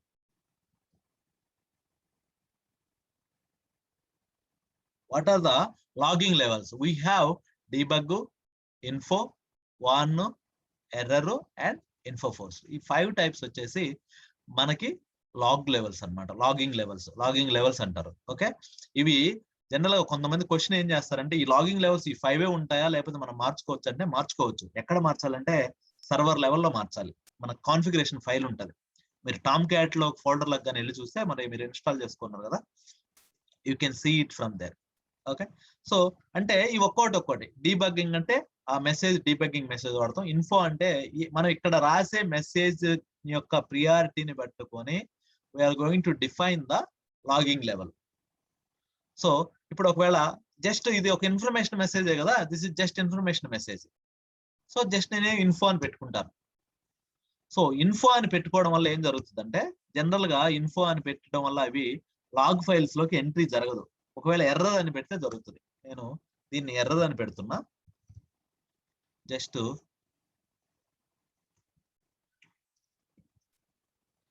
Click on save. అయితే ఈ log message ఎక్కడ చూడాలి, log message ఎలా చూడాలి ఏంటిది, debugging purpose అన్నారు, బానే ఉంది. ఈ లాగ్ మెసేజ్ ఎక్కడ చూసుకోవాలి ఏంటిదంటే సమ్ టైమ్స్ ఈ లాగ్ మెసేజ్ ఎప్పుడు ఉపయోగపడతాయి చెప్పిన ఎస్ఎంఏలు ట్రేసర్లు యాక్సెస్ లేకుండా ఉన్నాయనుకో మనకి కొన్ని అప్లికేషన్ లో ప్రొడక్షన్ లోకి వెళ్ళేసరికి నువ్వు ట్రేస్ చేయాలంటే ఇబ్బంది అవుతుంది. ఎందుకంటే ట్రేసర్ ఉండదు, లైవ్ యూఐ ఉండదు, అన్ని డిజేబుల్ లో ఉంటాయి ప్రొడక్షన్ లో. ఓకే, అప్పుడు మనకి ఉపయోగపడేది ఏంటంటే log messages. Okay, log message ఎక్కడ చూస్తారు ఏంటంటే మళ్ళీ ఒకసారి మొబైల్ నెంబర్ మారిస్తే ఈ యాక్టివిటీ ట్రిగ్గర్ అయ్యి ఫస్ట్ స్టెప్ మనకు లాగ్ మెసేజ్ వస్తుంది. Okay, so let us change the mobile number.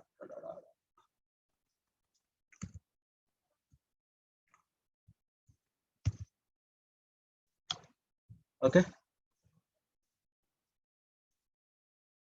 Fine, ఇప్పుడు ట్రిగ్గర్ అయిపోయి ఉంటుంది. ఒకసారి ముందు ఈమెయిల్ రావాలి కదా, ఒకసారి చూద్దాం. సో ఈమెయిల్ వచ్చేసింది. ఓకేనా, సో ఇప్పుడు లాగ్ మెసేజ్ చూడాలి మనం. సో లాగ్ మెసేజ్ ఎక్కడ చూస్తామయ్యా అంటే డెవ్ స్టూడియోలోకి వెళ్ళి ఈ కాన్ఫిగరేషన్ల మీద క్లిక్ చేసి సిస్టంలో ఆపరేషన్స్ అండ్ దెన్ లాగ్స్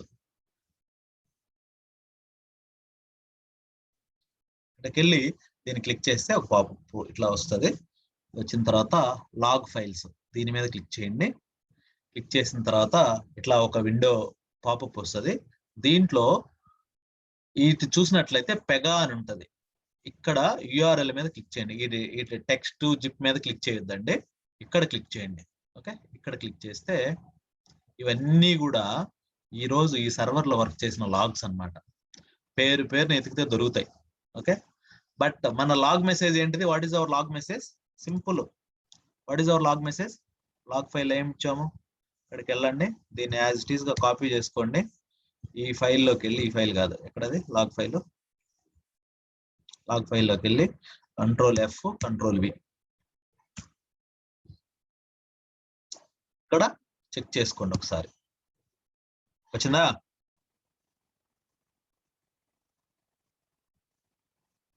క్లియరా శ్వేత? Yeah, if you are working for the production support, and these log files are going to be very helpful for you. Okay. ఏదన్నా debug చేయాలన్నా ట్రేస్ చేయాలన్నా. Okay,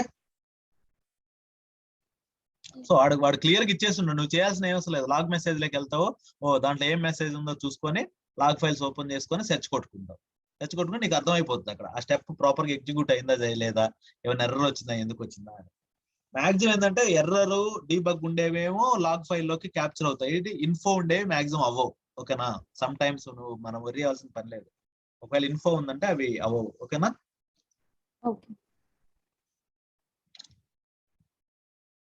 okay, so that is about the declare on change. So how declare on change is working? whenever if any property value changes, it is going to be execute the activity. ఆ activity లో ఏ logic అయితే ఉందో ఆ logic ని it is going to be execute and process it.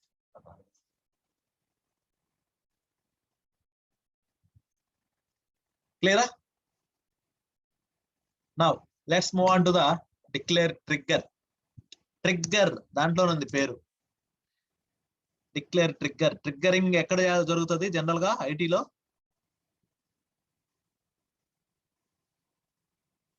Database లెవెల్లో జరుగుతుంది. Okay, so database లెవెల్లో ఏం జరుగుతుంది అంటే ఏదైనా సరే డేటాబేస్ లో ఉండే రికార్డ్స్ లో ఏదైనా ఒక ప్రాపర్టీ వాల్యూ మారినా, ఏదైనా ఒక రికార్డ్ అప్డేట్ అయినా, ఏదైనా ఒక రికార్డు డిలీట్ అయినా, ఏదైనా ఒక కొత్త రికార్డు ఇన్సెట్ అయినా, ఈ డిక్లేర్ ట్రిగ్గర్ అనేది ట్రిగ్గర్ అయిపోయేసి ఒక యాక్టివిటీని ట్రిగ్గర్ చేసి ఆ యాక్టివిటీలో ఏ లాజిక్ అయితే ఉందో దాన్ని ఎగ్జిక్యూట్ చేస్తుంది. ఇందాక డిక్లేర్ ఆన్ చేంజ్ ఏం జరిగింది? బయట ప్రాపర్టీ వాల్యూ ఏదైనా మారితే డిక్లేర్ ఆన్ చేంజ్ ట్రిగ్గర్ అయింది. ఏదైనా ఒక ప్రాపర్టీ వాల్యూ మారితే which is not related to the డీబీలో రికార్డ్ కాదు, అది బయట నేను విఐలో మారుస్తున్నా. కానీ డిక్లేర్ ట్రిగ్గర్ ఏం జరుగుతుందంటే ఏం చేస్తుందంటే డేటాబేస్ లెవెల్లో ఏవైనా చేంజెస్ జరిగితే దానికి సంబంధించి మనము ఒక లాజిక్ ని ఇంప్లిమెంట్ చేసి ఒక ఈమెయిల్ ట్రిగ్గర్ చేస్తాం. ఫర్ ఎగ్జాంపుల్ ఇప్పుడు మన బ్యాంకింగ్ అప్లికేషన్ మనం చూసుకున్నట్లయితే మనం జనరల్ గా మన అమౌంట్ విత్డ్రా చేసాము, ఏటీఎంకి వెళ్ళేసి ఒక 20,000 30,000 విత్డ్రా చేయగానే ఇమీడియట్ గా మనకు మొబైల్ కి మెసేజ్ వస్తుంది, ఈమెయిల్ కి మెయిల్ వెళ్తుంది. ఎట్లా వెళ్తుంది? ఇదంతా ఆ బ్యాంక్ డేటాబేస్ లో అప్డేట్ జరిగింది. క్లియరా? ఆడ ఏ ఫీల్డ్ అప్డేట్ జరిగింది? సింగిల్ ఫీల్డ్ టోటల్ అమౌంట్ అనేది అప్డేట్ జరిగింది. సో అందువల్ల ఆటోమేటిక్ గా ఆ డేటాబేస్ లో జరిగిన ఆ చేంజ్ వల్ల మనకు ఒక మెసేజ్ వస్తుంది, this much of amount you debited from the so and so ATM, this is available balance అని చెప్పేసి. అవన్నీ కూడా డేటాబేస్ లెవెల్ జరిగే చేంజెస్ అన్ని కూడా మనం వర్కౌట్ చేసుకోవాలంటే డిక్లేర్ ట్రిగ్గర్ వాడుతాము. ఓకే, సో ఇప్పుడు డిక్లేర్ ట్రిగ్గర్ కానీ మనం చూసినట్లయితే declare trigger also belongs to which category? Decision category. Create decision, declare trigger. So same ఒక లాజిక్, ఏదో ఒక లాజిక్ రాద్దాం. ఏదైనా కొత్త కేసు క్రియేట్ అయినప్పుడు, ఏదైనా న్యూ కేసు క్రియేట్ అయితే, ఏదైనా సిస్టమ్ లో ఒక కొత్త కేసు ఇనిషియేట్ అయింది అనుకో, we need to trigger something. A new case is created and allocated for you, please work on it అని ఒక యూజర్ కి మెసేజ్ పంపించాలి. లేదా ఒక యూజర్ కి ఎవరికైనా ఒక కేసు అలొకేట్ అయింది అనుకో, ఆ యూజర్ కి దాని గురించి నోటిఫికేషన్ ఇవ్వడం, లేదా ఏదైనా డీటెయిల్స్ అప్డేట్, ఏదైనా రికార్డు డిలీట్ అయినా, ఇటువంటి ఏమన్నా చేద్దాం. New case updation information details, new case information. Okay, new case information అని చెప్పి పేరు పెట్టుకున్నా నేను. సో ఇక్కడ మనం ఏం చెప్పాము? ఏదైనా డేటాబేస్ లెవెల్లో ఏమైనా చేంజెస్ జరిగితే, అది చేంజెస్ అంటే డిలీట్ కావచ్చు, అప్డేట్ కావచ్చు, ఇన్సర్ట్ కావచ్చు. అవునా? ఈ మూడిట్లో edit, update is nothing but edit, ఏదైనా జరగవచ్చు. ఓకే, ఇట్లా ఏ ఒక్కటి చేసినా మనం ఇది ఒక యాక్టివిటీని ఎగ్జిక్యూట్ చేస్తుంది. ఆ యాక్టివిటీలో ఏ లాజిక్ అయితే ఉందో అది వెళ్తుంది. సో దీనికంటే ముందు ఇంటర్వ్యూ ప్రాస్పెక్ట్ లో ఈ డ్రాప్ డౌన్ చాలా ఇంపార్టెంట్. ఈ డ్రాప్ డౌన్ లో what are the options available అంటారు. Save, delete, save and commit save, commit delete and save and, ఈ 5 ఆప్షన్స్ ఉంటాయి. Deleted, saved, committed save, committed delete. ఇక్కడ కమిట్, ఇక్కడ వితౌట్ కమిట్. సో కమిట్ కి వితౌట్ కమిట్ కి difference ఏంటంటే, ఒక రికార్డ్ కానీ కమిట్ చేస్తే we cannot roll back it. ఒకవేళ ఆ రికార్డ్ కానీ కమిట్ చేయకపోతే we can role back it. Roll back in the sense we can cancel that changes. ఓకేనా? సేమ్ అదే విధంగా ఇక్కడ ఏదైనా ఒక రికార్డు మనం ఏదైనా డిలీట్ చేసినా, బిఫోర్ కమిట్ కానీ ఎట్లయినా సరే చేసుకోవచ్చు. ఇక్కడ ఈ సేవ్ అండ్ మెయిన్ దీని యొక్క పర్పస్ ఏందా అని అడుగుతారు. వీటిలో ఒకసారి ఆప్షన్ చేంజ్ చేసుకోండి. డిలీటెడ్ కొడితే ఇక్కడ ఆప్షన్స్ మారిపోయాయి చూడండి. తర్వాత సేవ్డ్ కూడా అదే ఆప్షన్స్ ఉంటాయి. ఈ 4కి సేమ్ ఆప్షన్స్ ఉన్నాయి ఇక్కడ, కానీ సేవ్ ఎండ్కు మాత్రమే మారే ఆప్షన్స్.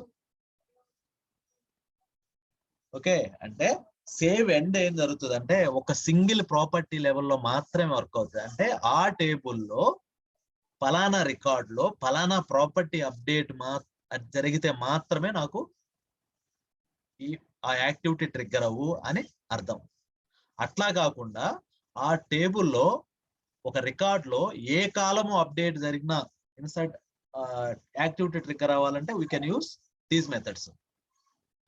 ఓకే, లేదు పర్టికులర్ కాలంలో వాల్యూ అప్డేట్ అయితే మాత్రమే నాకు ట్రిగ్గర్ అవ్వాలనుకుంటే అప్పుడు సేవ్ ఎండ్ వాడతాం. సేవ్ ఎండ్ వాడినప్పుడు it is asking for the property name. అందు గురించే అంటే ఇక్కడ ఏ ప్రాపర్టీ అయితే ఇస్తామో ఆ ప్రాపర్టీ వాల్యూ మారితే అది జరుగుతుంది. ఓకే, సో మనకి ఇప్పుడు న్యూ కేస్ ఇన్ఫర్మేషన్ మనం ఎప్పుడైతే కొత్త కేసు క్రియేట్ చేస్తామో అప్పుడు ట్రిగ్గర్ అవ్వమని చెప్తున్నా. కొత్త కేసు క్రియేట్ చేస్తున్నామంటే డేటా టేబుల్లో ఏమి ఇన్సర్ట్ అవుతుంది? ఏదైనా ఒక ప్రాపర్టీ చెప్పండి, ఒక కేసుకు సంబంధించింది డేటా టేబుల్లో మనం కొత్త కేసు క్రియేట్ చేసి ఇన్సర్ట్ అయ్యే property.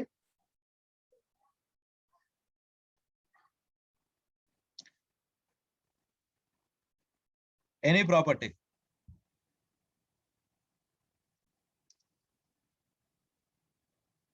What is the primary key? PZ-INS key లేదా work object ID. Which property is going to hold the work object ID? PY workbench. కాదు dot PYID. PYID is going to hold the work object ID. ఓకేనా? So ఇది just select చేసుకోండి. అంటే టేబుల్లోకి ఎప్పుడైతే కొత్త record add అవుతుందో అప్పుడు ఒక యాక్టివిటీని మనం ట్రిగ్గర్ చేస్తాం. ఆ యాక్టివిటీ సేమ్ యాక్టివిటీ వాడదాం, send email, sample email. So దీంట్లోకి వచ్చేసి జస్ట్ ఇదే యాక్టివిటీ ట్రిగ్గర్ యాక్టివిటీ కండిషన్ పెట్టాను. సో దీంట్లో మెసేజ్ మారుద్దాం. ఓకేనా, ఇది సేవ్ చేస్తున్నా. సేవ్ చేసి ఎర్రర్ ఏంటిది ఇక్కడ కూడా మళ్ళీ ఎర్రర్ చూడండి. ఇది ట్రిగ్గర్ కదా, so activity type should be trigger. ఓకేనా, ఇందాక ఆన్ చేంజ్ పెట్టున్నాం మనం. సో యాక్టివిటీ టైప్ ట్రిగ్గర్ పెట్టండి. యాక్టివిటీ టైప్ వచ్చేసి ట్రిగ్గర్. ఓకే,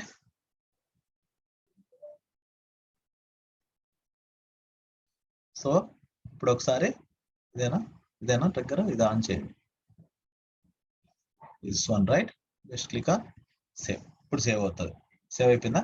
ఇప్పుడు ఒకసారి యాక్టివిటీలోకి వెళ్ళి మెసేజ్ మారుద్దాం. ఓకేనా, మెసేజ్ ఇక్కడ రాసాం right. So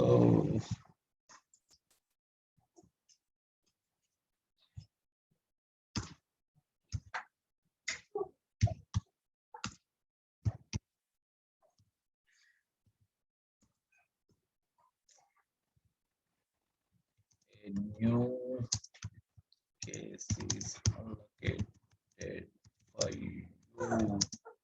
Please work on that.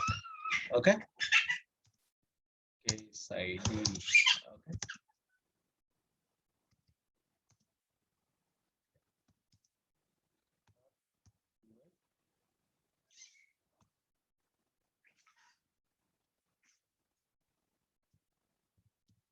PYID. ఓకేనా, కేస్ ఐడి కూడా ఇస్తున్నా నేను. Just save this. క్లియరా?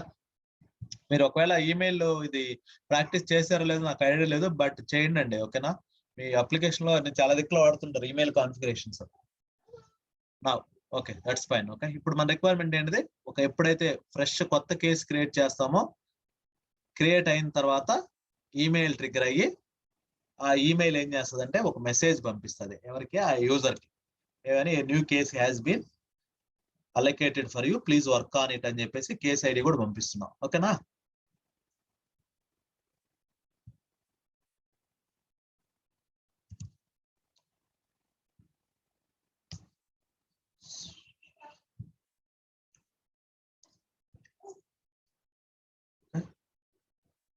10 digits ఎన్నున్నా ఇది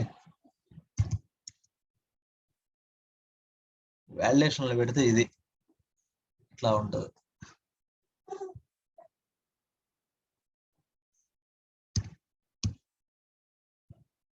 ఓకే కిందికి రా, మనకి ఇంకా కేసు క్రియేట్ అవ్వలేదు. ఓకేనా, కేసు క్రియేట్ అవ్వలేదు కదా. ఓకే ఇప్పుడు సబ్మిట్ కొట్టిన తర్వాత మనకి కేసు క్రియేట్ అవుతుంది అంతే కదా.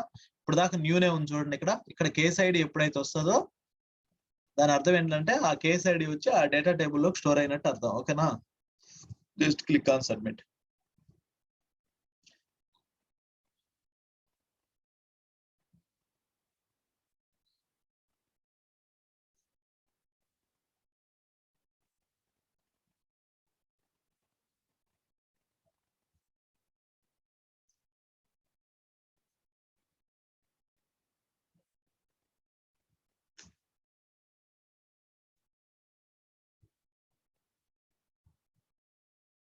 ఓకే డన్, క్రియేట్ అయింది. ఓకేనా, కేసు క్రియేట్ అయిపోయింది. ఒకసారి ఇది చూద్దాం. ఒకసారి చూసారా, a new case ID is allocated for you, please work on that. Okay, case ID blank వచ్చింది. జనరల్ గా ఏంటంటే కేస్ ఐడి కూడా ఇవ్వాలి. ఓకేనా, క్లియరా?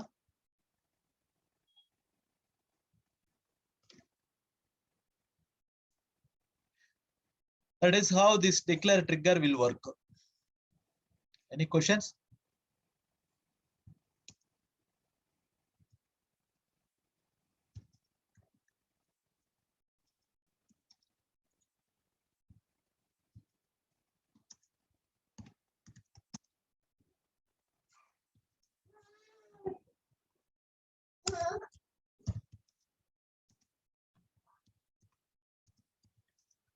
ఫర్ ఎగ్జాంపుల్ యాక్టివ్ ఇప్పుడు ఆపరేటర్ ఐడి ఉంది. ఆపరేటర్ ఐడి లెవెల్లో ఏదైనా ప్రాపర్టీ చేంజ్ చేసాము. ఫర్ ఎగ్జాంపుల్ పాస్వర్డ్ మార్చాము. పాస్వర్డ్ మార్చంగానే ఒక మెయిల్ వెళ్ళాలి, your password has been changed successfully అని చెప్పేసి. సో అటువంటి టైంలో కూడా అది వాడతాం. ఓకేనా, అప్పుడు ప్రాపర్టీ నేమ్ పాస్వర్డ్కి ఏ ప్రాపర్టీ అవుతుందో ఆ ప్రాపర్టీ లెవెల్లో ఇచ్చుకుంటాం. ఇప్పుడు మనం పివైఐడి ఎట్లా అయితే ఇచ్చామో అట్లా ఆ ప్రాపర్టీ ఇచ్చుకుంటాం. క్లియరా?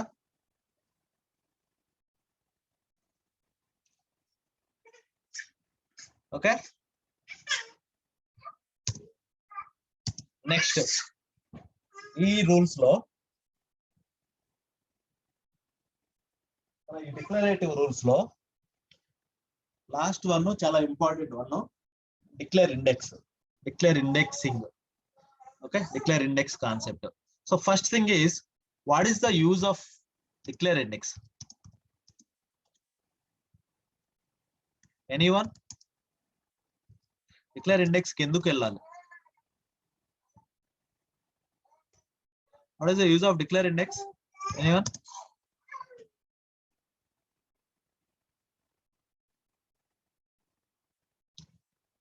What is the use of declare index? Anyone?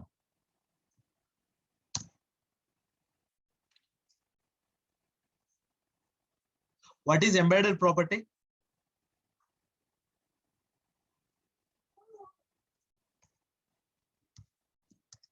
What is embedded property? Property inside a property.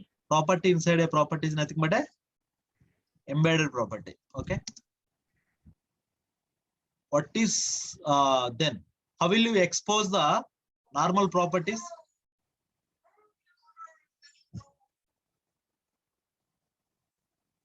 How will you expose the normal? Exposing ante endi?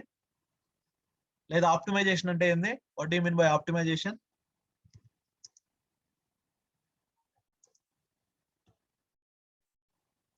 What is optimization?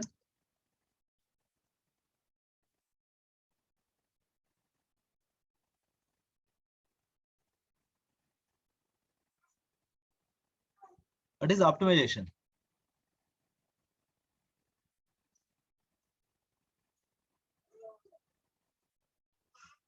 How will you do the reporting?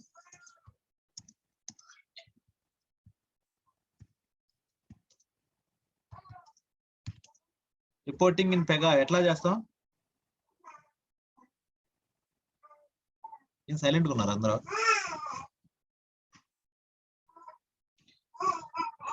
Okay fine. Okay so okay coming to the point. Okay so optimization అంటే ఏం లేదండి, exposing the property. అంటే default గా మనం ఎప్పుడైతే work objects create చేస్తామో ఆ create చేసిన వర్క్ ఆబ్జెక్ట్స్ అన్ని కూడా బ్లాబ్ లో స్టోర్ అవుతాయి. ఆ కాలమ్స్ అవన్నీ కూడా బ్లాబ్ లో స్టోర్ అవుతాయి. ఓకే ఆ బ్లాబ్ లో స్టోర్ అయినప్పుడు ఏం జరుగుతుందంటే మనం రిపోర్టింగ్ లో వాడుకోలేము వాటిని. మన డేటా రిపోర్ట్ డెఫినేషన్ ఎప్పుడైతే చూస్తామో, ఫర్ ఎగ్జాంపుల్ ఒక రిపోర్ట్ డెఫినేషన్ మొన్న కొన్ని చేపించున్నాను ఆల్రెడీ మీ చేత, ఎక్స్పోజ్ చేయించు కొన్ని ప్రాపర్టీస్. సో ఒక రిపోర్ట్ డెఫినేషన్ ఒకటి క్రియేట్ చేస్తున్నా, ఇక్కడ create reports. Okay report definition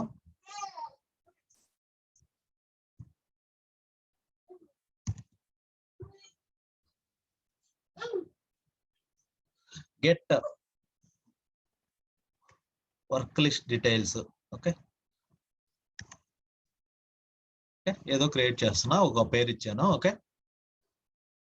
just click and create and open.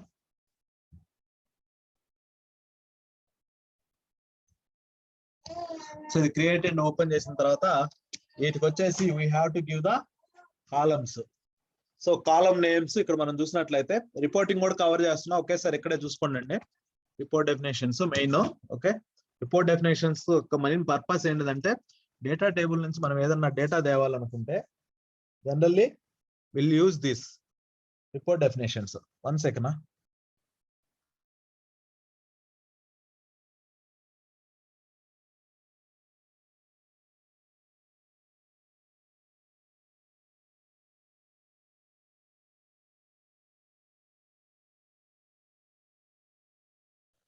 Okay so ఇక్కడ కాలమ్ సోర్సెస్ అంటే ఏవే వాల్యూస్ తీసుకొచ్చుకోవాలి మనము అంటే ఈ రిపోర్ట్ డెఫినేషన్ ఏం చేస్తుంది అంటే, మనం ఇప్పుడైతే దీన్ని రన్ చేస్తామో, రన్ చేసినప్పుడు దీని మీద బ్యాక్ ఎండ్ లో ఒక క్వరీ ఫామ్ అయ్యి ఈ క్లాస్ ఏ టేబుల్ కి అయితే మ్యాప్ అయి ఉందో ఆ టేబుల్లోకి వెళ్ళేసి రికార్డ్స్ మొత్తం తీసుకొస్తుంది. మనం చూసినట్లయితే డాట్ pyid ప్రాపర్టీ శాంపిల్, ఇది పెగా డిఫాల్ట్ 1. దెన్ ఇంకోటి తీసినట్లయితే డాట్ లోన్ టైప్ ఇవన్నీ ఇచ్చున్నాగా, లోన్ టైప్ ఉంది. ఓకే ఇంకా ఇంకేముంది, డాట్ అకౌంట్ నెంబర్ ఉంది కదా, డాట్ లోన్ అమౌంట్ ఉందా, loan amount, loan type loan amount రావట్లేదు. ఎందువల్ల రావట్లేదు అంటే we are not exposed that property. Okay expose చేయలేదు కాబట్టి అది రాలేదు. ఎక్స్పోజ్ చేయడం వల్ల ఏం జరుగుతుంది అంటే, డిఫాల్ట్ గా మనం ఎప్పుడైనా ఏదైనా ప్రాపర్టీ క్రియేట్ చేసినప్పుడు ఇవన్నీ కూడా ఏం జరుగుతుంది, బ్లాబ్ లోకి స్టోర్ అవుతాయి. ఎక్స్పోజ్ చేయడం వల్ల ఏంటంటే బ్లాబ్ లో నుంచి టేబుల్లోకి వచ్చి స్టోర్ అవుతాయి. That is the purpose of optimization or exposing. దాన్ని ఎట్లా ఎక్స్పోజ్ చేస్తారు, ఆప్టిమైజేషన్ చేస్తారంటే, ఏ ప్రాపర్టీ మీదైనా మనం రైట్ క్లిక్ చేసుకొని ఆప్టిమైజ్ ఫర్ రిపోర్టింగ్ ఇది క్లిక్ చేసుకొని నెక్స్ట్ క్లిక్ చేసుకుంటా వెళ్ళిపోతే సరిపోతుంది. ఇప్పుడు ఏది మనకి లోన్ అమౌంట్ రాలేదు, లోన్ అమౌంట్ ని మనము ఆప్టిమైజేషన్ చేసుకోవచ్చు. లోన్ అమౌంట్, సో ఇది is the single property. Okay loan amount optimization for reporting. Just next click చేయటమే.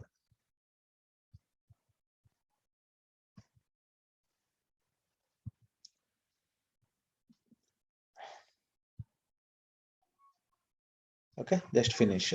ఇప్పుడు ఒకసారి రిపోర్ట్ డెఫినేషన్ లోకి వెళ్ళి డౌన్ యారో కొట్టండి, డాట్ లోన్ అమౌంట్ వస్తుందేమో, అది వచ్చింది చూసారా. సో ఎందువల్లంటే ఎక్స్పోజ్ చేసాం. ఎక్స్పోజింగ్ అంటే ఆప్టిమైజేషన్ చేయడం అంటే రెండు ఒకటే. ఆప్టిమైజేషన్ అంటే ఏంటంటే బ్లాబ్ లో ఉండే కాలాన్ని టేబుల్లో కాలం గా మార్చుకోవడం, బ్లాబ్ లో ఉండే డేటాను టేబుల్లోకి మార్చుకోవడం. అయితే ఇది నార్మల్ ప్రాపర్టీస్ కాబట్టి మనం డైరెక్ట్ గా ఆప్టిమైజేషన్ ఫర్ రిపోర్టింగ్ అని క్లిక్ చేస్తే ఇక్కడ వచ్చేసింది. But what about the embedded properties? Embedded properties ని ఇలా రావు మనకి. దీన్ని జస్ట్ సేవ్ చేయండి. సేవ్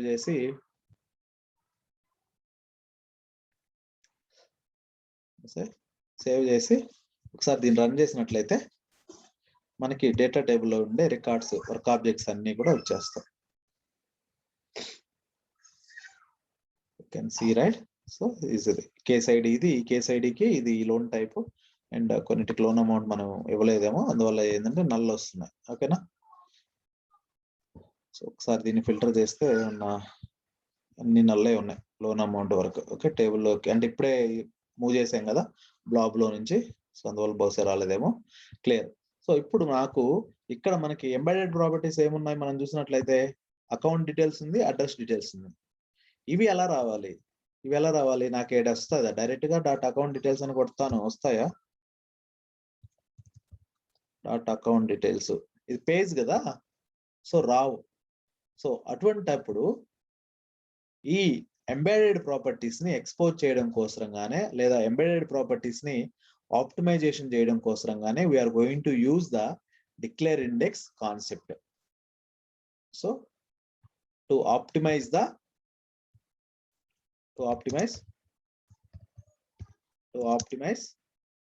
embedded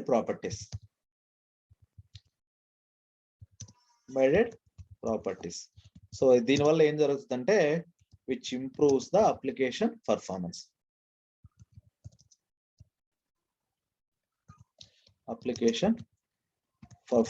ఓకేనా.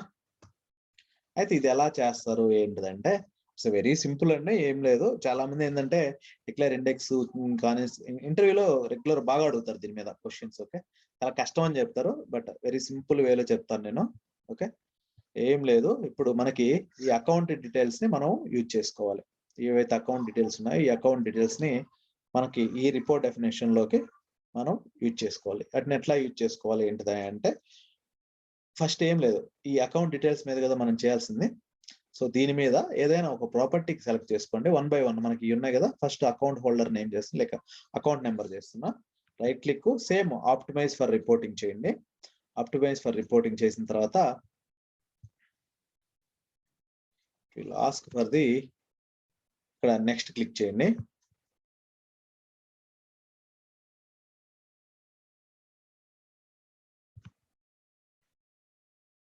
పేజ్, సింగిల్ పేజ్ మీద అది. నెక్స్ట్ క్లిక్ చేయండి. నెక్స్ట్ క్లిక్ చేసి, సో ఇది పేజ్ లిస్ట్ ప్రాపర్టీ కదా, నార్మల్ ప్రాపర్టీ. అది ఈ అకౌంట్ డీటెయిల్స్ ఆపండి, అది నార్మల్ పేజ్. ఓకే, అది ఒకవేళ లేకపోతే అడ్రస్ డీటెయిల్స్ ఒకసారి చూడండి. అడ్రస్ డీటెయిల్స్ మీద మనం రైట్ క్లిక్ చేసి ఆప్టిమైజేషన్ ట్రై చేస్తే అడ్రస్ డీటెయిల్స్ ఎక్స్పాండ్ చేయండి. సిటీ అనే దాన్ని తీసుకుందాము. సిటీ లేకపోతే స్టేట్ తీసుకుంటున్నాను నేను. State, optimize for reporting. ఎందుకంటే ఇది page list. Page list is nothing but optimized property. So it's nothing but page inside the page. Okay, so ఇక్కడ మనం చూసినట్లయితే, మీరు చూసినట్లయితే రూల్ సెట్ నేమ్ సెలెక్ట్ చేసుకుంటాము, and then rule set version select చేసుకుంటాము. So rule set version తీసుకొని next click చేసిన తర్వాత మళ్ళీ నెక్స్ట్ క్లిక్ చేయండి. It is going to create some classes, index classes create చేస్తుంది. సిస్టమే బ్యాక్గ్రౌండ్ లో ఏం చేస్తుంది అంటే, ఒక ఇండెక్స్ క్లాస్ క్రియేట్ చేసింది, ఇండెక్స్ ప్రాపర్టీ క్రియేట్ చేసేసింది, అండ్ దెన్ ఒక డిక్లేర్ ఇండెక్స్ రూల్ క్రియేట్ చేసేసింది. ఓకేనా. సో ఒకసారి మీరు ఈ క్లాస్ గాని ఓపెన్ చేసినట్లయితే,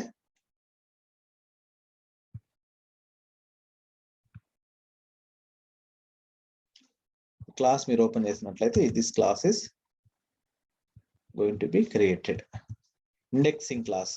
ఓకే, చూడండి క్లాస్ క్రియేట్ అయ్యింది. ఓకేనా, just finish it. So declare index rule create అయిపోయింది. ఒక ప్రాపర్టీకి నేను పెట్టాను, రిమైనింగ్ 2 కూడా చేసినట్టునే రిమైనింగ్ చేద్దాము. ఒక నిమిషం ఆ క్లాస్లోకి వెళ్ళండి. మళ్ళీ మనకి ఎక్కడైతే ఉన్నాయో ఇప్పుడైతే మనకి క్లియర్ కదా, ఇది క్రియేట్ అయిపోయింది. డిక్లేర్ ఇండెక్స్ క్లాస్ క్రియేట్ అవుతున్నాయి. సేమ్ రిమైనింగ్ ప్రాపర్టీస్ అన్నిటికి కూడా మనం ఇప్పుడు ఎట్లయితే చేసామో సేమ్ అదే ప్రాసెస్ లో we have to do the same way. మనం ఏవైతే రిపోర్టింగ్ పర్పస్ వాడుకోవాలనుకుంటున్నామో వాటి వరకు ఆ విధంగా చేయాలి. ఓకేనా. సో అడ్రస్ డీటెయిల్స్ కదా, అడ్రస్ డీటెయిల్స్ లోపల స్ట్రీట్ నేము, పిన్ కోడ్ చేద్దాము. Optimise for reporting, rule set name, rule set version, A version open లో ఉంటే ఆ వర్షన్ వస్తుంది. ఓకేనా. ఏం కంగారు పడాల్సిన అవసరం లేదు. Next finish. స్టేట్ చేసాం, పిన్ కోడ్ చేసాం, డిస్ట్రిక్ట్ చేద్దాము. ఆప్టిమైజ్ ఫర్ రిపోర్టింగ్ అంటాం. ఓకే, ఇది clear. Next, so please run the optimise wizard once the pending job is completed. అంటే దీనికి ఈ ఎర్రర్ రెగ్యులర్ గా వస్తుంటది మీకు. అంటే మనది ఇంతకు ముందు ఏదైతే చేసామో అది ఇంకా కంప్లీట్ అవ్వలేదు, please wait for some time అని చెప్తుంది. పెండింగ్ జాబ్ ఏదైతే ఉందో అది కంప్లీట్ అయిన తర్వాత రన్ చేయండి అని చెప్పి చెప్తుంది. That is fine. Okay, error expected. ఇది మనం వరి అవ్వాల్సిన పని లేదు. కొద్దిసేపు తర్వాత దీని మీద రన్ చేస్తే అది వర్కౌట్ అయిపోతుంది. Okay, I'm cancelling this. ఇప్పుడు మనకి డిక్లేర్ ఇండెక్స్ రూల్ క్రియేట్ అయిపోయి ఉండాలి. డిక్లేర్ ఇండెక్స్ రూల్ వచ్చేసి మనకి ఇక్కడ ఏ కేటగిరీ కింద ఉంటదయ్యా అంటే సిస్ అడ్మిన్ కేటగిరీ కింద ఉంటది. Okay, declare index rule is belongs to the sys admin category. Go to the sys admin, expand it, declare index rule is created. మనం దేనికి క్రియేట్ చేసాం declare index rule? Address details కదా. So indexing rule is created. Just open this. It is going to show all the details. Okay, so address details of one. ఈ 4 properties add చేసేస్తున్నాం. City, district, state, pin code 4 add చేసాం. ఈ 4 ని మనము ఎట్లా వాడుకోవాలి? ఇక్కడ ఏం చేస్తున్నాం తెలుసా? జనరల్ గా ఇప్పుడు డేటా అంతా కూడా ఈ క్లాస్ లో ఉంది. ఈ క్లాస్ లో ఈ సోర్స్ పేజ్ మీద ఉంది. మనం దాన్ని ఏం చేస్తున్నాం అంటే ఈ క్లాస్ లోకి కాపీ చేస్తున్నాం. ఈ క్లాస్ ఏదైతే క్లాస్ ఉందో ఈ క్లాస్ సపరేట్ గా ఇప్పుడు క్రియేట్ అయ్యి ఈ క్లాస్ కి ఒక టేబుల్ కూడా క్రియేట్ అయిపోయి ఉంది. ఇంతకు ముందు అంతా ఇదంతా ఎక్కడ ఉండింది? బ్లాబ్ లో ఉండింది. ఇప్పుడు మనం ఈ డిక్లేర్ ఇండెక్స్ కాన్సెప్ట్ కి రావడం వల్ల ఏం జరిగిందంటే ఒక ఇండెక్స్ క్లాస్ క్రియేట్ అయింది, ఒక ఇండెక్స్ టేబుల్ కూడా క్రియేట్ అయింది. మీరు ఒకసారి టేబుల్స్ లో కానీ చూసుకున్నట్లయితే ఇండెక్స్ టేబుల్ కూడా క్రియేట్ అయి ఉంటుంది. And then source class property అంటే ఈ క్లాస్ యొక్క ప్రాపర్టీని ఈ ప్రాపర్టీకి మారుస్తున్నాం. ఇవి మాక్సిమం ఏంటంటే చేంజ్ ఉండవు, ఇవి కామన్ ఉంటాయి, మనం వరి అవ్వాల్సిన పని లేదు. జస్ట్ మనము ఈ క్లాస్ లో ఉండే డేటాని ఈ క్లాస్ లో పెట్టుకుంటున్నాం. అయిపోయిందా? అయితే ఇప్పుడు ఈ ఇండెక్సింగ్ క్లాస్ క్రియేట్ అయిపోయింది కదా. ఇప్పుడు ఈ డేటా అంతా కూడా ఈ క్లాస్ ఏ టేబుల్కి అయితే మ్యాప్ అయిందో ఆ టేబుల్లోకి వచ్చేస్తుంది. ఏది? All this embedded data. Okay, అయితే ఇప్పుడు ఈ క్లాస్ లోది మనము రిపోర్టింగ్ పర్పస్ వాడుకోవాలి. ఇప్పుడు ఎట్లయితే ఇక్కడ నేను ఇచ్చానో ఇక్కడ కూడా నాకు ఏం రావాలి? సిటీ, డిస్ట్రిక్ట్ ఇవన్నీ వాడుకోవాలి. నేను ఎలా వాడుకోవాలి అంటే సో దానికోసరంగానే మనకి జాయినింగ్ కాన్సెప్ట్ ఉంది. జాయిన్ చేయాలి 2 టేబుల్స్ ని జాయిన్ చేయాలంటే we need to go for the data access. So ఇక్కడ నార్మల్ టేబుల్స్ అయితే ఇక్కడ మనం జాయిన్ చేసేస్తాం. యాడ్ క్లాస్ జాయిన్ పెట్టేస్తాను, నార్మల్ క్లాసెస్ జాయిన్ అయిపోతాయి. ఫర్ ఎగ్జాంపుల్ WL ఇచ్చాను, అసైన్ డాష్ వర్క్ లిస్ట్ అంటే assign dash work list table ఏం చేస్తున్నా అంటే ఇది ఇంపార్టెంట్ అండి. నేను జాయినింగ్ ఎట్ సింపుల్ గా చేస్తున్నా. వర్క్ క్లాస్ ని అసైన్మెంట్ అంటే వర్క్ టేబుల్ ని అసైన్మెంట్ టేబుల్ తో జాయిన్ చేస్తున్నా. మనం ఇక్కడ జస్ట్ ఏం చేసేది ఏం లేదు, క్లాస్ నేమ్ ఇచ్చేస్తాం అంతే. రిమైనింగ్ అంతా అదే చూసేసుకుంటది. లేరా? సో ఇదిగో అసైన్మెంట్ అంతా అదే చూసేసుకుంది. ఇక్కడ ఏం చేశానంటే ఫస్ట్ ఇక్కడ ఈ క్లాస్ జాయిన్ లో వర్క్ టేబుల్ ని అసైన్మెంట్ టేబుల్ తో జాయిన్ చేశాను. అంటే ఈ 2 టేబుల్స్ లో కామన్ గా ఉండే డేటా అంతా వచ్చేస్తుంది. మళ్ళీ ఇంకొకటి మనకి ఎక్కడ ఉండే డేటా కావాలి? ఇండెక్స్ టేబుల్లో ఉండే డేటా కూడా కావాలి, రైట్? ఆ ఇండెక్సింగ్ క్లాస్ ఏంటిది మనకు తెలుసు, రైట్? సో IN నేను ప్రిఫిక్స్ ఇచ్చుకుంటున్నా ఆ క్లాస్ కి. ఇక్కడ అసైన్ డాష్ వర్క్ లిస్ట్ కి WL అయితే ఎట్లా ఇచ్చుకున్నానో ఇక్కడ ఇండెక్స్ క్లాస్ కి IN ఇచ్చుకుంటున్నా. ఇక్కడ ఇండెక్స్ నేమ్ మనం డౌన్ యారో కొడితే మనకి డిక్లేర్ ఇండెక్స్ క్రియేట్ అయ్యింది కదా, అది వచ్చేస్తుంది. Only include matching rows. Fine, అయిపోయింది. అయిపోయిందా? ఇప్పుడు అయిపోయింది.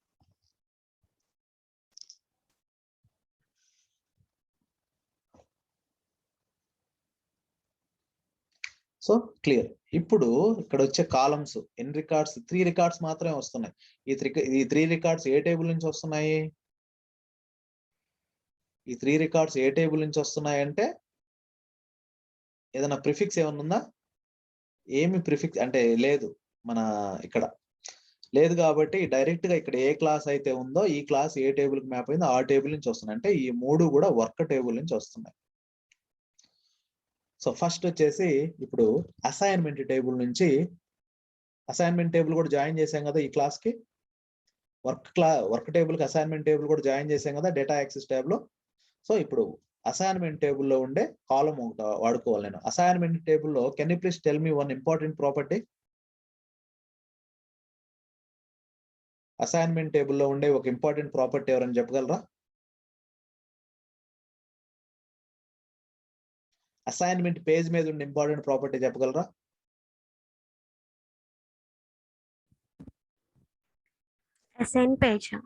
అసైన్ పేజ్ మీద ఉండే ప్రాపర్టీ, ఒక ఇంపార్టెంట్ ప్రాపర్టీ, చాలా సార్లు చెప్పున్నా నేను.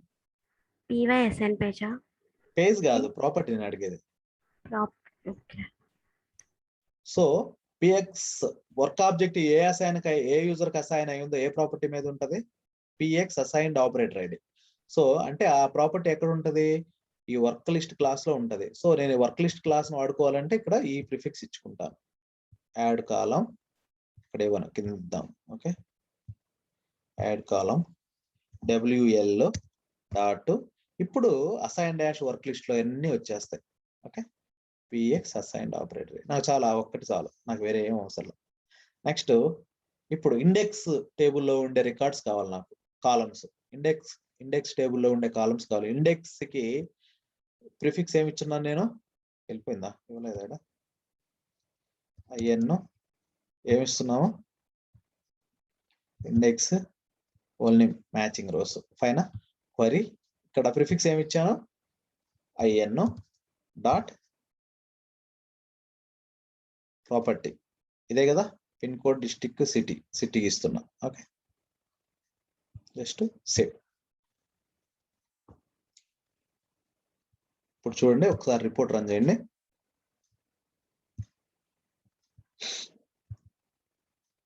చూడండి, కేస్ ఐడి ఏమో వర్క్ టేబుల్ నుంచి వచ్చింది, లోన్ టైప్ ఏమో వర్క్ టేబుల్ నుంచి వచ్చింది, లోన్ అమౌంట్ ఏమో వర్క్ టేబుల్ నుంచి వచ్చింది, ఆపరేటర్ ఐడి ఏమో అసైన్మెంట్ టేబుల్ నుంచి వచ్చింది, సిటీ ఏమో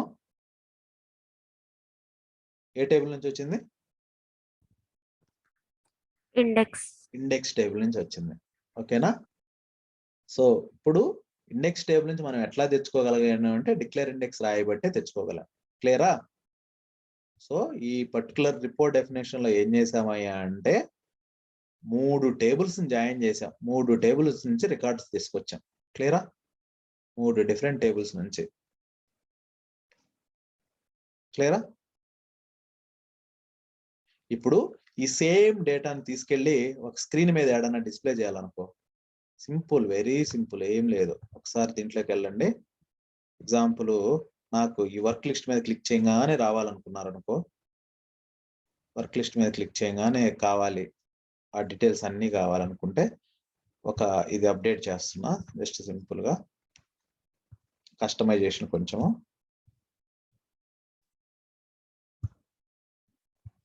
సో ఇది ఎక్కడి నుంచి వస్తుందో చూసుకుంటున్నా. Just go there.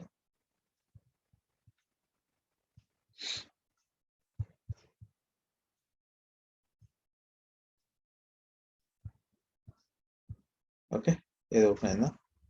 ఓపెన్ అయింది కదా. దీన్ని వచ్చేసి మన క్లాస్లో ఉందా? BOI లోన్స్ మందే కదా అది.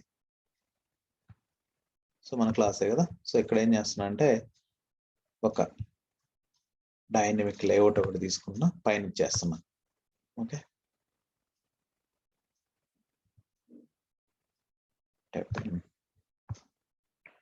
Dynamic layout. దీని లోపలికి ఒక టేబుల్ లోపల రికార్డ్స్, ఇది టేబుల్ లాగా ఉన్నాయి కదా రికార్డ్స్. టేబులే కదా ఇది. కాలం నేమ్స్, హెడ్డింగ్ ఉండాలి, కింద రికార్డ్స్ మారుతుండాలి. సో ఆ విధంగా సినారియో రావాలంటే మనకి టేబుల్ అనేది వాడుకోవాలి. ఓకేనా? సో ఈ టేబుల్ అనేది ఇక్కడ డ్రాగ్ చేసి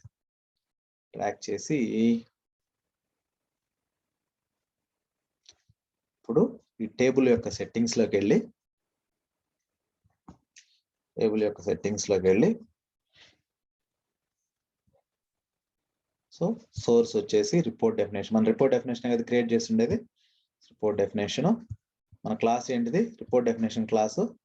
ఇది క్లాసు. ఓకే, ఈ క్లాస్ నేమ్ కాపీ చేసుకోండి.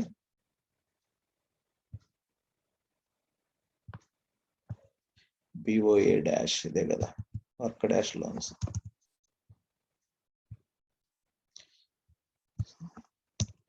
Dash loans. ఇక్కడ మళ్ళీ డౌన్ యారో క్లిక్ చేయండి.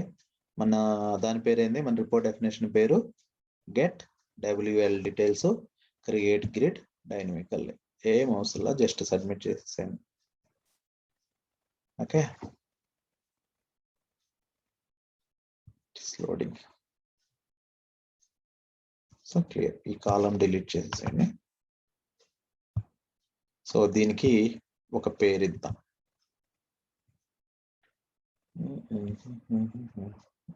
Header and title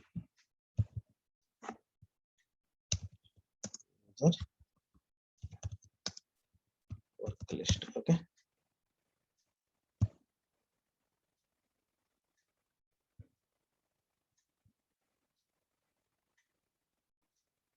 fine. ఇప్పుడు ఒకసారి పోర్టల్ లాంచ్ చేసి ఫ్రెష్ గా చూద్దాం.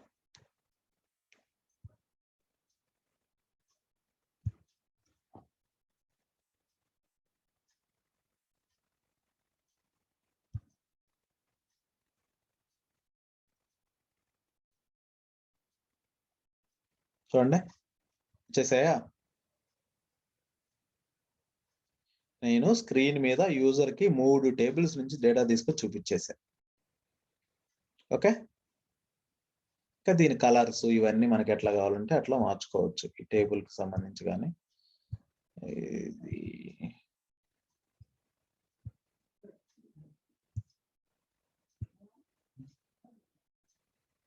ఓకే. సో ఇట్లా ఎక్కడ కలర్స్ కావాలంటే అక్కడ మార్చుకోవచ్చు. Container format water.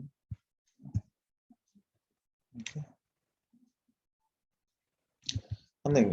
ఒక్కో రకంగా ఉంటాయి. మనకి ఎట్లా కావాలంటే ఏది కావాలంటే అది ఇచ్చుకోండి. ఓకే, ఈ వైట్ వచ్చేసింది. ఇప్పుడు అది మార్చాను. ఇప్పుడు ఒకసారి రిఫ్రెష్ చేద్దాం. ఇప్పుడు బ్యాక్గ్రౌండ్ అంతా బ్లాక్ గ్రే ఉంది కదా. So I'm going to change it now. So ఒకసారి చూద్దాం. సో గ్రే మారలేదు. ఓకే, కొంచెం మారాలి. Okay, so that is what like how report definition is going to B work. Okay, ఇంకా దేంట్లో క్వరీ ట్యాబ్ లో వచ్చేసి మనకి ఎట్లా కావాలంటే అవి ఇచ్చుకుంటాము. లేదు ఫిల్టర్ చేయాలనుకో రికార్డ్స్, ఇక్కడ నాకు ఇక్కడ 3 రికార్డ్స్ వచ్చాయి. నాకు ఓన్లీ 6001 లేదా 5002 ఇట్లా డూప్లికేట్స్ వస్తున్నాయి. డూప్లికేట్స్ ని రిమూవ్ చేయాలనుకో, ఫస్ట్ ఇక్కడ చూడండి, ఒకే రికార్డ్ 2 టైమ్స్ వచ్చింది. 6001 5002. ఓకే, ఒకవేళ దాన్ని తీసేయాలంటే రిమూవ్ డూప్లికేట్స్ క్లిక్ చేయండి. రిమూవ్ డూప్లికేట్స్ క్లిక్ చేస్తే ఆ రికార్డు ఇది అయిపోతుంది. ఓకే, చూడండి 2 రికార్డ్స్ ఇంకా రిమూవ్ డూప్లికేట్స్ వస్తున్నాయా? పేర్లు ఏమైనా మారున్నాయా? ఎస్, మారున్నాయి. ఒకసారి పేర్లు చూడండి ఒకసారి. ఓకే, ఇక్కడేమో అడ్మినిస్ట్రేటర్ ఉంది, ఇదేమో శ్వేత ఉంది. అందువల్ల అది డూప్లికేట్ కింద కన్సిడర్ చేయట్లా. ఓకేనా? ఒకవేళ మనకి ఓన్లీ 6001 కావాలనుకుంటే ఇక్కడ మనం ఫిల్టర్ అప్లై చేస్తాం. Dot PYID is equal to BL-6001. Okay, normal గానే ఈ రిపోర్ట్ డెఫినేషన్ రన్ చేసినప్పుడు బ్యాక్ ఎండ్ లో క్వరీ ఫామ్ అవుతుంది. డేటా టేబుల్, ఆ క్వరీ వెళ్ళి డేటా టేబుల్ హిట్ చేసి రిజల్ట్స్ తీసుకొస్తుంది. అంతే, అంత మించి బ్యాక్ ఎండ్ లో ఏం జరగదు. ఇప్పుడు చూడండి, ఓన్లీ 6001 మీద రికార్డ్ వచ్చింది. ఓకే, సో ఇక్కడ వచ్చేసి ఎడిట్ కాలమ్స్, మనకి ఏ కాలమ్స్ అయితే కావాలో, ఏ డేటా అయితే డిస్ప్లే చేయాలో వాటన్నిటిని ఇక్కడ పెడతాము. ఇక్కడ కింద ఫిల్టర్స్ లోకి వచ్చేసరికి మన క్రైటీరియా ఇచ్చుకుంటాము రికార్డ్స్ ని ఫిల్టర్ చేయడం కోసము. That is the purpose of. ఇది వచ్చేసి చార్ట్. ఒకవేళ మన రిజల్ట్స్ ఏమైనా చార్ట్ లో కావాలనుకో, ఒకవేళ చార్ట్స్ ఉంటాయి కదా, మీరు నార్మల్ రిపోర్ట్ చార్ట్స్ చూస్తుంటారు, ఆ పర్పస్ ఇక్కడ వాడతాము. ఈ డేటా యాక్సెస్ ఎందుకంటే జాయిన్ చేయడం కోసంగా వాడతాము. సో డిక్లేర్ ఇండెక్స్ జాయిన్ చూసారు, నార్మల్ క్లాస్ జాయిన్ చూసారు. ఓకే, తర్వాత ఇక్కడ సబ్ రిపోర్ట్స్, ఏదైనా ఈ రిపోర్ట్ నుంచి ఇంకొక రిపోర్ట్ ని ఏదైనా మనం కాల్ చేయాలనుకో, so we can use this option. Next parameters, ఒకవేళ దీనికి ఏమన్నా ఈ రిపోర్ట్ డెఫినేషన్ పారామీటర్ పంపించాలనుకుంటే రిపోర్ట్ డెఫినేషన్ వాడతాం. Then pace and classes, it's normal, మనం ఏమి ఇవ్వలేదు. Okay, so that is about the completely. So report definition and then declarative rules.